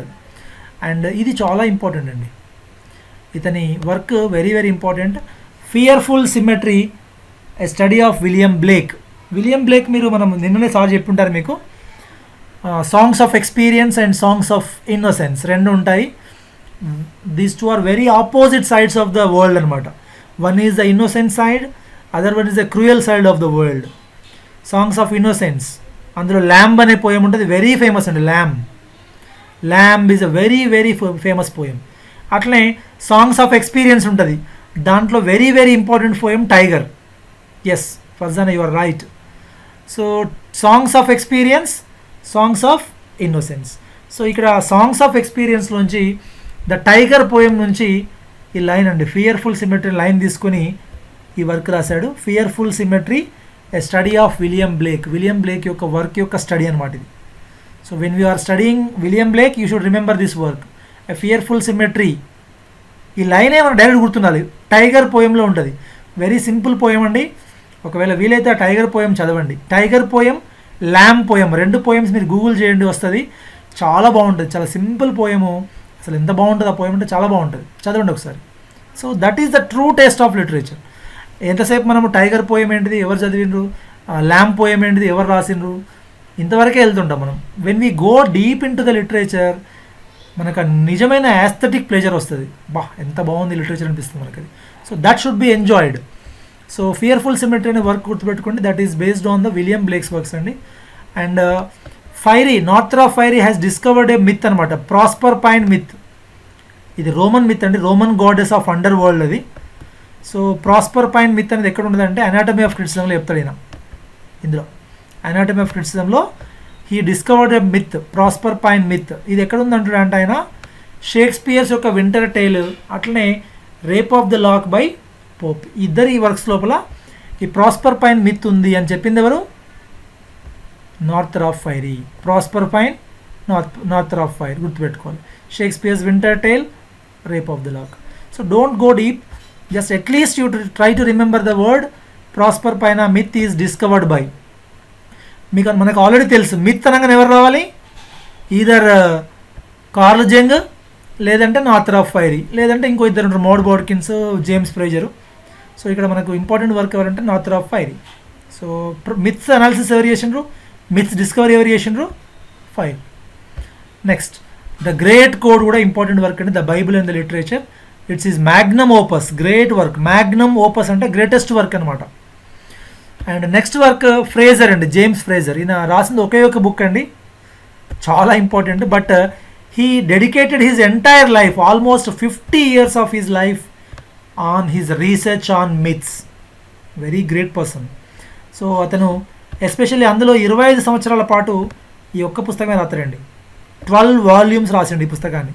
The golden bough, it's a very important work అండి. The golden bough is a work by James Frazer, which is a work of James Fraser for 25 years of work అనమాట. He's 25 years of work అనమాట. So ఇందులో కూడా Greek myth, prosper pine గురించి చెప్తాడు. So ఇక్కడ ఈయన ఒక వెరీ ఇంపార్టెంట్ పాయింట్ ఏం చెప్తారంటే death and rebirth are called as archetype of archetypes. ఈ పాయింట్ రాసుకోండి, ఆర్కిటైప్ ఆఫ్ ఆర్కిటైప్స్. ఆర్కిటైప్స్కే ఆర్కిటైప్ అంటే అన్ని ఆర్కిటైప్స్లో మనకి ఏముంటాయండి, ఏది ఉన్నా లేకున్నా బర్త్ ఉంటుంది, రీబర్త్ ఉంటుంది, డెత్ ఉంటుంది. So birth and death are compulsory in every life. అట్లే when we take agriculture and harvesting, sowing and reaping, మనం విత్తనాలు వేస్తాము మరి కోస్తాము. Sowing and reaping, agriculture and harvester is also common theme in every literature. అంటే death rebirth అనేది అన్ని కల్చర్స్లో ఉంటుంది. కాబట్టి దీని ఏమంటారంటే this is called as archetype of archetypes. Who said this? James George Frazer. This is more than enough to remember. And Maud Bodkins already చెప్పుకున్నామండి మన వర్క్ ఇది. Archetypal patterns in poetry, this is the work which inspired this beginning of this archetypal criticism. మనం ఫస్టే చెప్పాను నేను, ఇది Maud Bodkins work, ఇది archetypal patterns. So ఇట్లా ఇంపార్టెంట్ వర్క్స్ గుర్తుపెట్టుకోవాలండి. ఎవరి వల్ల ఈ వర్క్ వచ్చింది? మౌడ్ బార్కిన్స్.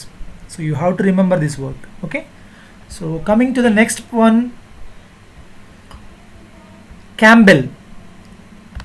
ఇది ఒకటే ఒక టర్మ్ అండి, మోనోమిత్ కాన్సెప్ట్ అండి.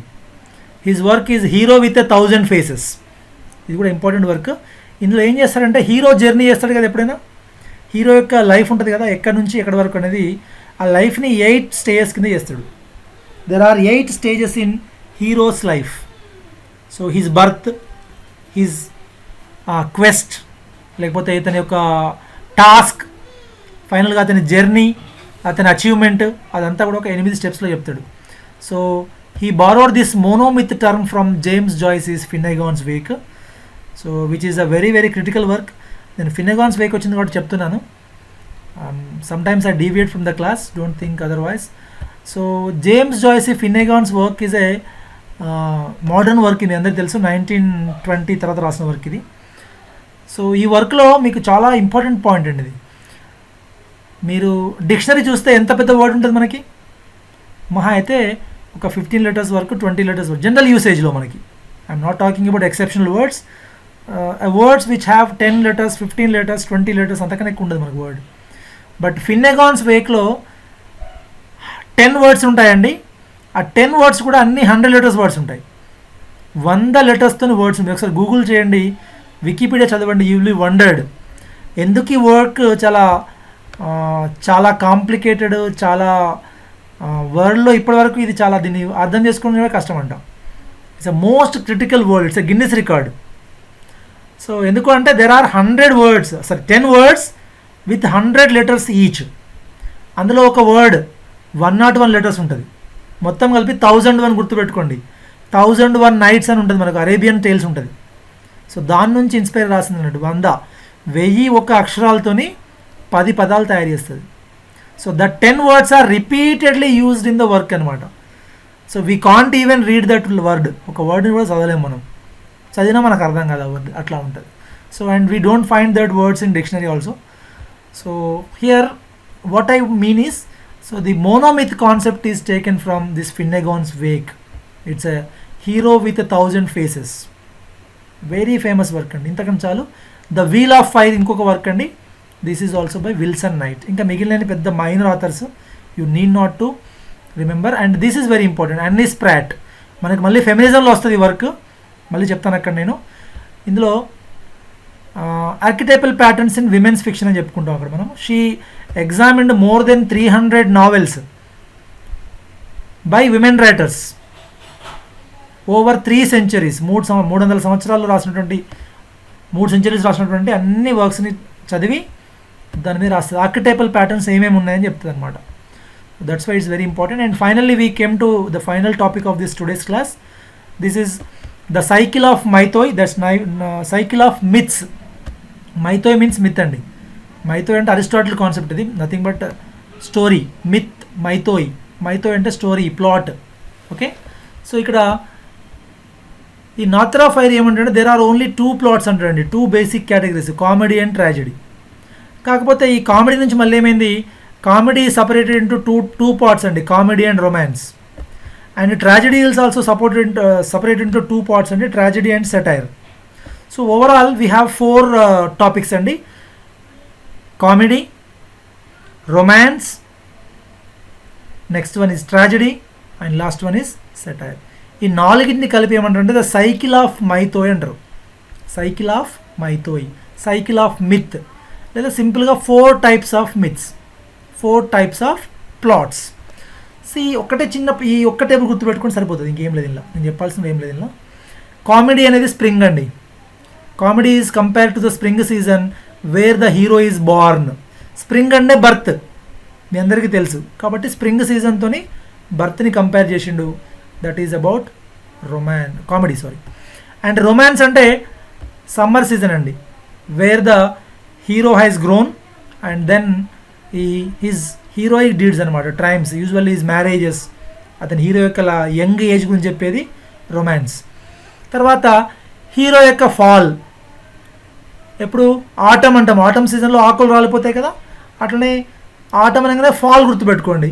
ఫాల్ అనగానే ట్రాజడీ, ట్రాజడీలో పడిపోతారు. Hero will die, hero will become mature, పైన హై పొజిషన్, హీరో పొజిషన్ నుంచి డౌన్ పొజిషన్ పడిపోతాడు. ఫైనల్గా వింటర్, వింటర్లో స్వెటర్ గుర్తుపెట్టుకోండి, వింటర్ స్వెటర్ లేదా సెటైర్. వింటర్లో మనం స్వెటర్ వేసుకుంటాం కదా, స్వెటైర్ గుర్తుపెట్టుకోండి. సెటైర్ లేదా ఐరనీ అంటాం దాన్ని మనం, ironical statement, satiring someone. So ఫైనల్గా వింటర్లో hero will die. So these are 4 stages, spring, summer, autumn and winter. అట్లనే comedy, romance, tragedy and irony. Sir comedy, tragedy, romance and satire are called 4 types of plots అండి, 4 types of మైథోయ్. ఇక్కడ heading చూసుకోండి, 4 types of మైథోయ్, 4 రకాల plots. ఎవరు చెప్పారు ఇది? Northrop fire చెప్పింది ఇది. ఈ కేటగిరేషన్ ఎవరు చేశారు? ఈ విధంగా ఒక్కొక్క సీజన్కి ఒక్కొక్క హీరో లైఫ్ని అటాచ్ చేస్తారు ఆయన. స్ప్రింగ్ సీజన్లో బర్త్, సమ్మర్ సీజన్లో రొమాన్స్ లేదా మ్యారేజ్ లేదా యంగ్ ఏజ్, ఆటమ్ సీజన్లో hero will become the old or mature, and winter సీజన్లో హీ విల్ డై. అండ్ దీన్ని ఏమన్నాడంటే స్ప్రింగ్ సీజన్ని కామెడీ, బర్త్ని కామెడీతో కంపేర్ చేసిండు, యూత్ని రొమాన్స్తో కంపేర్ చేసిండు, యంగ్ ఏజ్ని ట్రాజడీతో కంపేర్ చేసిండు, ఓల్డ్ ఏజ్ని, అండ్ ఫైనల్గా ఐరానికల్గా డెత్ చెప్పేస్తాడు. So this is the today's class అండి. And there are some MCQs also after this archetypal criticism. So this is the today's class అండి. So I tried to cover 3 important criticisms, and in tomorrow's class we will, the next class I will try to cover structuralism, or else I will go to feminism, where they are very very important topics for literature. These 3 are very basic and very important also. మనం చాలా ఇంపార్టెంట్గా కీన్గా observe చేయాలి. ఒక్క 4-5 points గుర్తుపెట్టుకుంటే మనం we can answer any question in this isms. So I hope my class is clear to all. So if you want to share anything, I am unmuting you and you can share something, you can share your views. Pravalika, do you want to say something? No, muted again. Or we can just wind up the class. I hope my class is clear today. Emana doubts unte adagandi dayachesi. If you, yeah, it's very clear. Thank you Markandeya sir, I have unmuted everyone. You can share your views. Sujata ma'am, yeah. So please go through the material once. నేను చెప్పింది వెంటనే మీకు అర్థం కాకపోవచ్చు. ఒక reading చేయండి, తర్వాత MCQs practice చేయండి. డౌట్ ఉంటే మళ్ళీ ఒకసారి వీడియో వాచ్ చేయండి. ఇంకా ఏమైనా డౌట్స్ ఉంటే అడగండి. ఏం లేదు, మళ్ళీ చెప్తున్నాను, అసలు థియరీ ఏంటిది, అది దానిలో మెయిన్ ఐడియాలజీ ఏముంది, దాంట్లో ఏం క్రిటిక్స్ ఉన్నారు, దాంట్లో ఏం ఇంపార్టెంట్ వర్క్స్ ఉన్నాయి, తర్వాత ఏం ఇంపార్టెంట్ లిటరీ టర్మ్స్ ఉన్నాయి, అంతేనా? ఇంత చాలండి. Could you provide some more MCQs? No problem sir, I can provide, but for tomorrow's task I have given almost 40 to 50 MCQs in that one. So please do the 40 MCQs. And one more request, don't go to the answers directly. Jump చేయకండి answer దగ్గరికి. Question చదవండి, answer మెటీరియల్లో వెతకండి, మీరు మీ previous నాలెడ్జ్ని use చేయండి, find out the answer. If you can't find the answer, then only go to the answers. So this is the humble request for you. ఎందుకంటే డైరెక్ట్గా ఆన్సర్కి వెళ్తే అది ఏం పెద్దగా తేడా ఏముండదండి. మనకు ఏదైనా పజిల్ ఉందనుకోండి, ఫర్ ఎగ్జాంపుల్ మనకు మార్కెట్లోకి వెళ్తే ఏదో పజిల్ దొరుకుతుంది. ఏంటది, మనకు సపోజ్ డైస్ గేమ్, లేకపోతే ఒక క్యూబ్, రూబ్రిక్స్ క్యూబ్ ఉందనుకోండి, మనకు అది చేసేంత వరకే దానికి ఇంట్రెస్ట్ అనిపిస్తుంది ఆ పజిల్ని. Yeah, I will just record the video and I will upload it in the YouTube also, don't worry ma'am. Yes, so ఆ క్విజ్ని, ఆ పజిల్ని మనం సాల్వ్ చేసేంత వరకే మనకి ఇంట్రెస్ట్ అనిపిస్తుంది. వన్స్ వీ సాల్వ్డ్ దాట్, మన ఇంట్లో మనకు దాన్ని తీసుకెళ్ళి ఆ కబోర్డ్లో పెట్టేస్తాం, షోకేస్లో పెట్టేస్తాం. ఇంకా ఆ క్విజ్, దాన్ని, ఆ పజిల్ని ఇంకా మనకు అది ముట్టుకోబుద్ధి కాదు, ఆ పజిల్ని చేయబుద్ధి కాదు. కాబట్టి పజిల్ని సొంతగా ట్రై చేయడానికి సాల్వ్ చేయండి. That is the way you can memorise the literature. So మనం జస్ట్గా క్వశ్చన్ చూసి వెంటనే ఆన్సర్ చూసి, క్వశ్చన్ చూసి ఆన్సర్ చూసిన అనుకోండి, you will get nothing out of it. So that is my advice. So anyone, if you want to speak something, you can just please, now my class is open for you, or if there is any no doubt from your side, you can, I am just winding up the class. Please, Makade sir, I request you to please speak anything. Yeah. Very good evening, everyone. So today class is very important and very clearly explained by sir.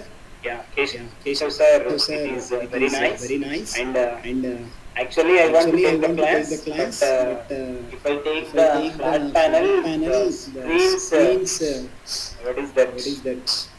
Brightness is very high, so I am unable to take a class in the classroom. Actually, I want to take the live class on the blackboard, that is a flat panel on the white screen. So we are trying to see alternate. Why do we want to take the maths class actually? So taking the live class is very different, a very difficult task it is going to be. So anyhow, tomorrow I will take two chapters. I think for communication and higher education governance and ICT. Okay. So don't miss the class tomorrow. Paper 1 I am going to take. So thank you, Keshava sir. Yeah. Thank you, Mark. If you have any doubt, please don't hesitate to come forward. Please do come forward, and we will ready to give. Thank you, Keshava. Please. Yeah. I'm ending the call today. So okay, any doubts, please. So నేను first నుంచి చెప్తున్నాను, ఏదైనా ఉంటే అడగండి, లేదంటే లేదనుకో. నేను ఏమనుకుంటానంటే 2 options ఉంటాయి నాకు. ఒకటి మీ అందరికీ బాగా అర్థమైంది అనుకోవాలి, లేదా ఎవరికి అర్థం కాలేదనుకోవాలి నేను. So don't be in these 2 categories. So ఏదైనా చెప్పండి. Criticism అనేది ఎప్పుడైనా కూడా whenever sir is explaining in the class, వింటున్నంతసేపు it is very clear, బాగా అర్థమైనట్టుగా అనిపిస్తుంది. బట్ యాక్చువల్లీ మళ్ళీ మనం 2 days తర్వాత తీస్తే మళ్ళీ something is strange. So please rewind the class every day. Criticism class ఏ రోజు చెప్పింది ఆ రోజు ఇవాళ చదవండి. మళ్ళీ రేపు ఒకసారి కూడా ఒక 5 to 10 minutes ఒకసారి ఇవాళ ఏం క్లాస్ జరిగిందని కంపల్సరీ చూడండి. బికాజ్ ఇవన్నీ కూడా మనకు చాలా strange and unfamiliar things. So what we recurring గా చూస్తూ ఉండాలి. recurring motifs and recurring archetypes అన్నట్టుగా. సో మనం కూడా వీటి recurring గా చదివితేనే that will be memorized very easily. Thank you. Please call it a day. Kavita ma'am want to say something? Sir, this Jacobson's functions of language, little doubt that how it will be coming in exam. Yes, ma'am, nice question, ma'am. So actually there are very simple questions you can frame, ma'am. Just please try to frame questions on that topic. Once you start framing questions, so whenever what's the major problem with the aspirants in nowadays, I'm sorry to say that. So one important point I just want to take this moment for answering the question. So generally what happens, aspirants are in a hurry. Sir, ఈ book చదివితే నాకు తొందరగా set clear అయిపోతుందా, లేకపోతే ఈ MCQs చేస్తే అయిపోతుందా, లేదా నేను ఒక 10 రోజులు కోచింగ్ తీసుకుంటే అయిపోతుందా. So what I mean is, so we are always in a hurry and we are not focusing on the subject. We are focusing only on MCQs and we are only focusing on peripheral items. So when we go deep into the subject, we will get more ideology.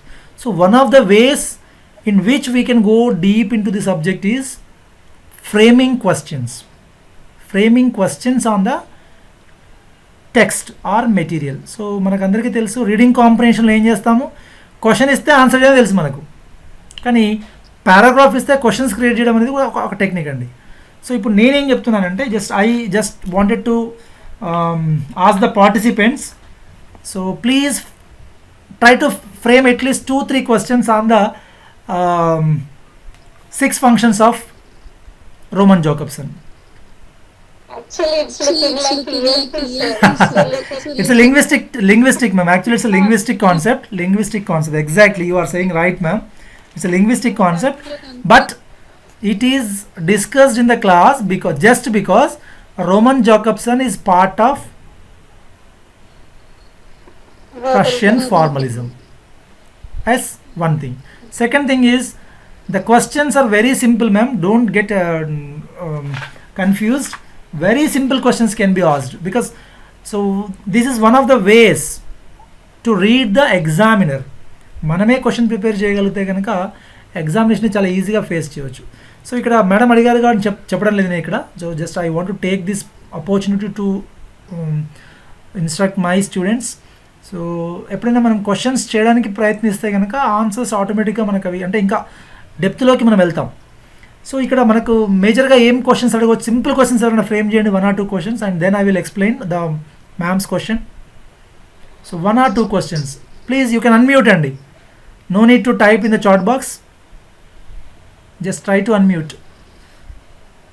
Who introduced the functions of language? Who? Introduced the functions of Exactly. Who introduced the 6 functions of language? One name? Yes. Any other questions? Any other? This direct we can answer, sir, but which are not related from this 4, which are not related. Exactly, ma'am. Exactly. You are very right. You are very right. Yes. So, which of the following function is not discussed by Roman Jacobson? This is one way of asking questions. Another question, which of the following is not correctly matched? Referential function ante ఏంటి, conative function అంటే ఏంటి, లేదా next ఇంకొకటి ఏముంది emotive function అంటే ఏంటి, emotive function is related to emotions. So ఇట్లా questions వస్తాయండి. సో మేజర్గా రష్యన్ ఫార్ములిజం నుంచి క్వశ్చన్స్ ఒకటి హార్డ్లీ ఒక క్వశ్చన్ వస్తుంది, అంతకనే ఎక్కువ రాదండి. ఎగ్జామ్ మొత్తంలో ఒకటే క్వశ్చన్ ఎక్స్పెక్ట్ చేయొచ్చు, ఎందుకంటే మనకు క్రిటిసిజం నుంచి 15 క్వశ్చన్స్ అండి. Tabitha ma'am, only 15 questions can be expected from కంప్లీట్గా లిటరేచర్ నుంచి అండి. ఈ 15 క్వశ్చన్స్ మన టైం బ్యాడ్ ఉంటే ఒక క్వశ్చన్ ప్లేటో నుంచి అడగవచ్చు, ప్లేటో లేదా ఏన్షియంట్ క్రిటిసిజం. ఒక క్వశ్చన్ ఫిలిప్ సిడ్నీ నుంచి, మాథ్యూ ఆర్నాల్డ్, జాన్ రైడను, పోపు, అక్కడ 2 క్వశ్చన్స్ అడిగే ఛాన్స్ ఉండొచ్చు. మూడో క్వశ్చన్ వచ్చేసి రష్యన్ ఫార్మలిజము, డైలాగ్ క్రిటిసిజము, ఆర్కిటైపల్ నుంచి ఒక క్వశ్చన్ వస్తుంది. ఇందులో కూడా మేజర్ ఫోకస్ ఎక్కడ ఉంటుంది అంటే న్యూ క్రిటిసిజం అండి. New criticism is mainly focus. నేను చాలా డెప్త్లో చెప్తాను అది ఒకటి. అండ్ నెంబర్ 2 వచ్చేసి పోస్ట్ కలోనియల్ అండి. ఫెమినిజం మూడోదండి. Feminism, new criticism, post colonial and post structuralism లేదా మోడర్నిజం అంటామండి. ఈ 4 ఐటమ్స్ చాలా చాలా ఇంపార్టెంట్ క్రిటిసిజంలో. ఎక్కువ క్వశ్చనింగ్ స్కోప్ ఉన్నటువంటి ఏరియా కూడా అదే. సో మనము ఎంతసేపు ఏం చేస్తుంటామంటే 1 or 2 క్వశ్చన్స్కే మనం లిమిట్ అయిపోతాం, ఇంతే వస్తుందేమో అనుకుంటాం. కానీ మీరు ఫస్ట్ రీడింగ్ చేసినప్పుడు మీరు అంతవరకే ఆన్సర్ చేయగలరు, I'm sure. Kavitha ma'am, so మనం ఒక క్వశ్చన్కి ఫస్ట్ రీడింగ్లో కొంతవరకే గ్రాస్ప్ చేస్తాము. When we go to the second reading, when we go to the third reading, when we revised and rerevised, you can expect, you can go deeper in to the text and you can answer any question in depth also. So జనరల్గా peripheral questions చేయడం చాలా easy, madam గారు చెప్పినట్టు. Sometimes if the question is very typical like which of the following is not, లేదా match the following, లేదా which of the following pair is wrong అని వచ్చినప్పుడు we should know what is what. So అట్లాంటి టైప్స్లో question రావద్దని ఏం లేదండి, ఏ text నుంచైనా ఎక్కడి నుంచైనా అడిగే క్వశ్చన్ అవకాశం ఉంది. సో కాకపోతే మనం ఏంటంటే మనకు ఒక మేజర్ బ్రాడ్ ఐడియా ఉంటే సరిపోతుంది madam. Don't worry much about one particular topic. So మీకు అందుకే నేను ఫస్టే చెప్పాను, to crack the literature, to crack the net examination, you need not to be master of any subject. I am clearly telling you today. మనకు జొహాన్నస్ ఫ్యాక్టేటమ్ అన్నారు ఎవరు, Robert గ్రీనే. Shakespeare అన్నాడు కదా, you are a Johannes factotum, you are just jack of all trades but master of none. నువ్వు దేనిలో master కావాల్సిన అవసరం లేదండి. అంటే నీకు రేషియో ప్రపోర్షన్ పర్ఫెక్ట్గా రావాల్సిన అవసరం లేదు, క్రిటిసిజం చాలా పర్ఫెక్ట్గా రావాల్సిన అవసరం లేదు. అట్లనే మీకు ఇంకొక టాపిక్ తీసుకుంటే హిస్టరీ ఆఫ్ ఇంగ్లీష్ లిటరేచర్ లేకపోతే హిస్టరీ ఆఫ్ ఇంగ్లీష్ లాంగ్వేజ్ బాగా పర్ఫెక్ట్ రావాల్సిన అవసరం లేదు, ఐడియా ఉంటే సరిపోతుంది to eliminate the answers at least. ఎందుకంటే please remember, NET question paper కనుక ప్రింట్ తీసి ఒక ప్రొఫెసర్ ముందు పెట్టినా, ఈవెన్ నా ముందు పెట్టినా, ఇంకెవరైనా పెద్ద ప్రొఫెసర్ ముందు పెట్టినా కూడా without looking in to the options, I'm just clearly telling you, options చూడకుండా క్వశ్చన్ చదివి ఆన్సర్ చెప్పే క్వశ్చన్స్ 20 కన్నా ఎక్కువ ఉండవండి. 100 క్వశ్చన్స్లో 20 క్వశ్చన్స్కి ఆప్షన్ లేకుండా ఆన్సర్ చెప్తే వాళ్ళు చాలా గ్రేట్ అండి. ఇంకో 20 క్వశ్చన్స్ ఆప్షన్ చూసి ఆన్సర్ చెప్పొచ్చు, అంటే 40 క్వశ్చన్స్ వరకు నార్మల్గా ఆన్సర్ చేయొచ్చండి. ఇంకా 60 క్వశ్చన్స్ అందరికీ క్రిటికలే. It is even critical for any professor of any language, any subject ఏదైనా తీసుకోండి, వెదర్ ఇట్ ఈస్ మ్యాథమెటిక్స్ తీసుకోండి, లేకపోతే ఇంగ్లీష్ తీసుకోండి, తెలుగు తీసుకోండి. ఎందుకంటే the level of difficulty in the net examination is that much. So 40 questions కనుక డైరెక్ట్గా మీరు ఆన్సర్ చేయగలిగితే యూ కెన్ క్రాక్ జేఆర్ఎఫ్ వచ్చి కొట్టగలరు, నేను చెప్తున్నాను అదే. అందుకే మనం అన్ని తెలవాలని కష్టపడడం కుదరదండి, అన్ని తెలుసుకోవడం సాధ్యం కాదు. First division, second division, third డివిజన్లో మీరు ఎన్ని పాయింట్స్ చదువుతున్నారో దాన్ని పర్ఫెక్ట్ చదవండి. ఆమె క్లియర్? చదివే పాయింట్స్ని స్పష్టంగా నేర్చుకోండి. ఏదైనా సరే కన్ఫ్యూజ్ లేకుండా ఉండే. సపోజ్ మీరు ఇప్పుడు రోమన్ జాకబ్సన్ 6 పాయింట్స్ నేర్చుకున్నారు, నేర్చుకోకపోతే మొత్తం వదిలేయండి దాన్ని. కానీ నేర్చుకొని చదివి దాన్ని సగం గుర్తుపెట్టుకుని ఎగ్జామ్ హాల్కి వెళ్తే మాత్రం అక్కడ క్వశ్చన్ వస్తే మనం అబ్బా నాకు ఈ క్వశ్చన్ వస్తుందని అనుకోలేదు అసలు ఇందులోంచి అని మనకు అనిపిస్తుంది మనకు అప్పుడు. సో అందుకనే లిటరేచర్లో మీరు ఎంతవరకు ఈ బుక్ని రివైజ్ చేయగలరో ఆ రివైజ్ చేయండి. I'm sure you are going to get questions from my material. ఎందుకంటే this is amalgamation of previous question papers, తర్వాత అట్లనే వేరియస్ సోర్సెస్, వికీపీడియా కావచ్చు, లేకుంటే రకరకాల సోర్సెస్ నుంచి తీసుకొని రాశాను నేను క్వశ్చన్ ఇదంతా కూడా. కాబట్టి కొంచెం చదివిన పాయింట్స్ అయినా స్పష్టంగా చదవండి, ఎక్కువ సార్లు రివైజ్ చేయండి. నేను మీకు మళ్ళీ చెప్తున్నాను ఇంకొక పాయింట్ కూడా, I'm taking this opportunity for this. So Bruce Lee ఇది ఒక ఫేమస్ కోట్ ఉంటుంది. సో బ్రూస్లీ ఏమంటాడంటే, I'm not afraid of a person who practices 100 different kicks, but I am afraid of a person who practiced one kick in 100 different ways. So is my point clear? So 100 పాయింట్స్ని ఒకసారి చదివి వదిలేయడం కన్నా కూడా ఆ ఒక్క టాపిక్ని 100 సార్లు చదివి చాలా స్పష్టంగా అర్థం చేసుకోండి దయచేసి. మీరు this is not a 1 day program are 1 year program. ఎందుకంటే మా ఇంటెన్షన్ ఈజ్ ఇప్పుడు మీరు ఈ సెట్ క్వాలిఫై అవుతారు, నా మెటీరియల్తోనే చదివి మీరు సొంతగా చదివి ప్రాక్టీస్ అవుతారు. What next? మళ్ళీ మీ లిటరేచర్లో ఇంకా ఉండాలంటే, ఈ ఫీల్డ్లో మీరు ఇంకా షైన్ అవ్వాలంటే మీకు ఈ లిటరేచరు, ఈ ఈఎల్టీ, తర్వాత ఈ క్రిటిసిజం మీకు ఎప్పటికీ అవసరమే. So you should practice always. So that is my suggestion. So don't stick on to one thing అండి. ఒకటే దాన్ని చాలా నాకు ఇది వచ్చింది కదా సరిపోతుంది అనుకోకండి. Dive deep in to the subject. So 1 day or at least 6 months తీసుకోవచ్చు, but you will get the perfection in the subject అండి. So that is what I wish from you all. So thank you sir, and thank you. And ఇంకా ఏమైనా doubts ఉంటే అడగండి please. Yeah, Keshava sir, I want to share one thing.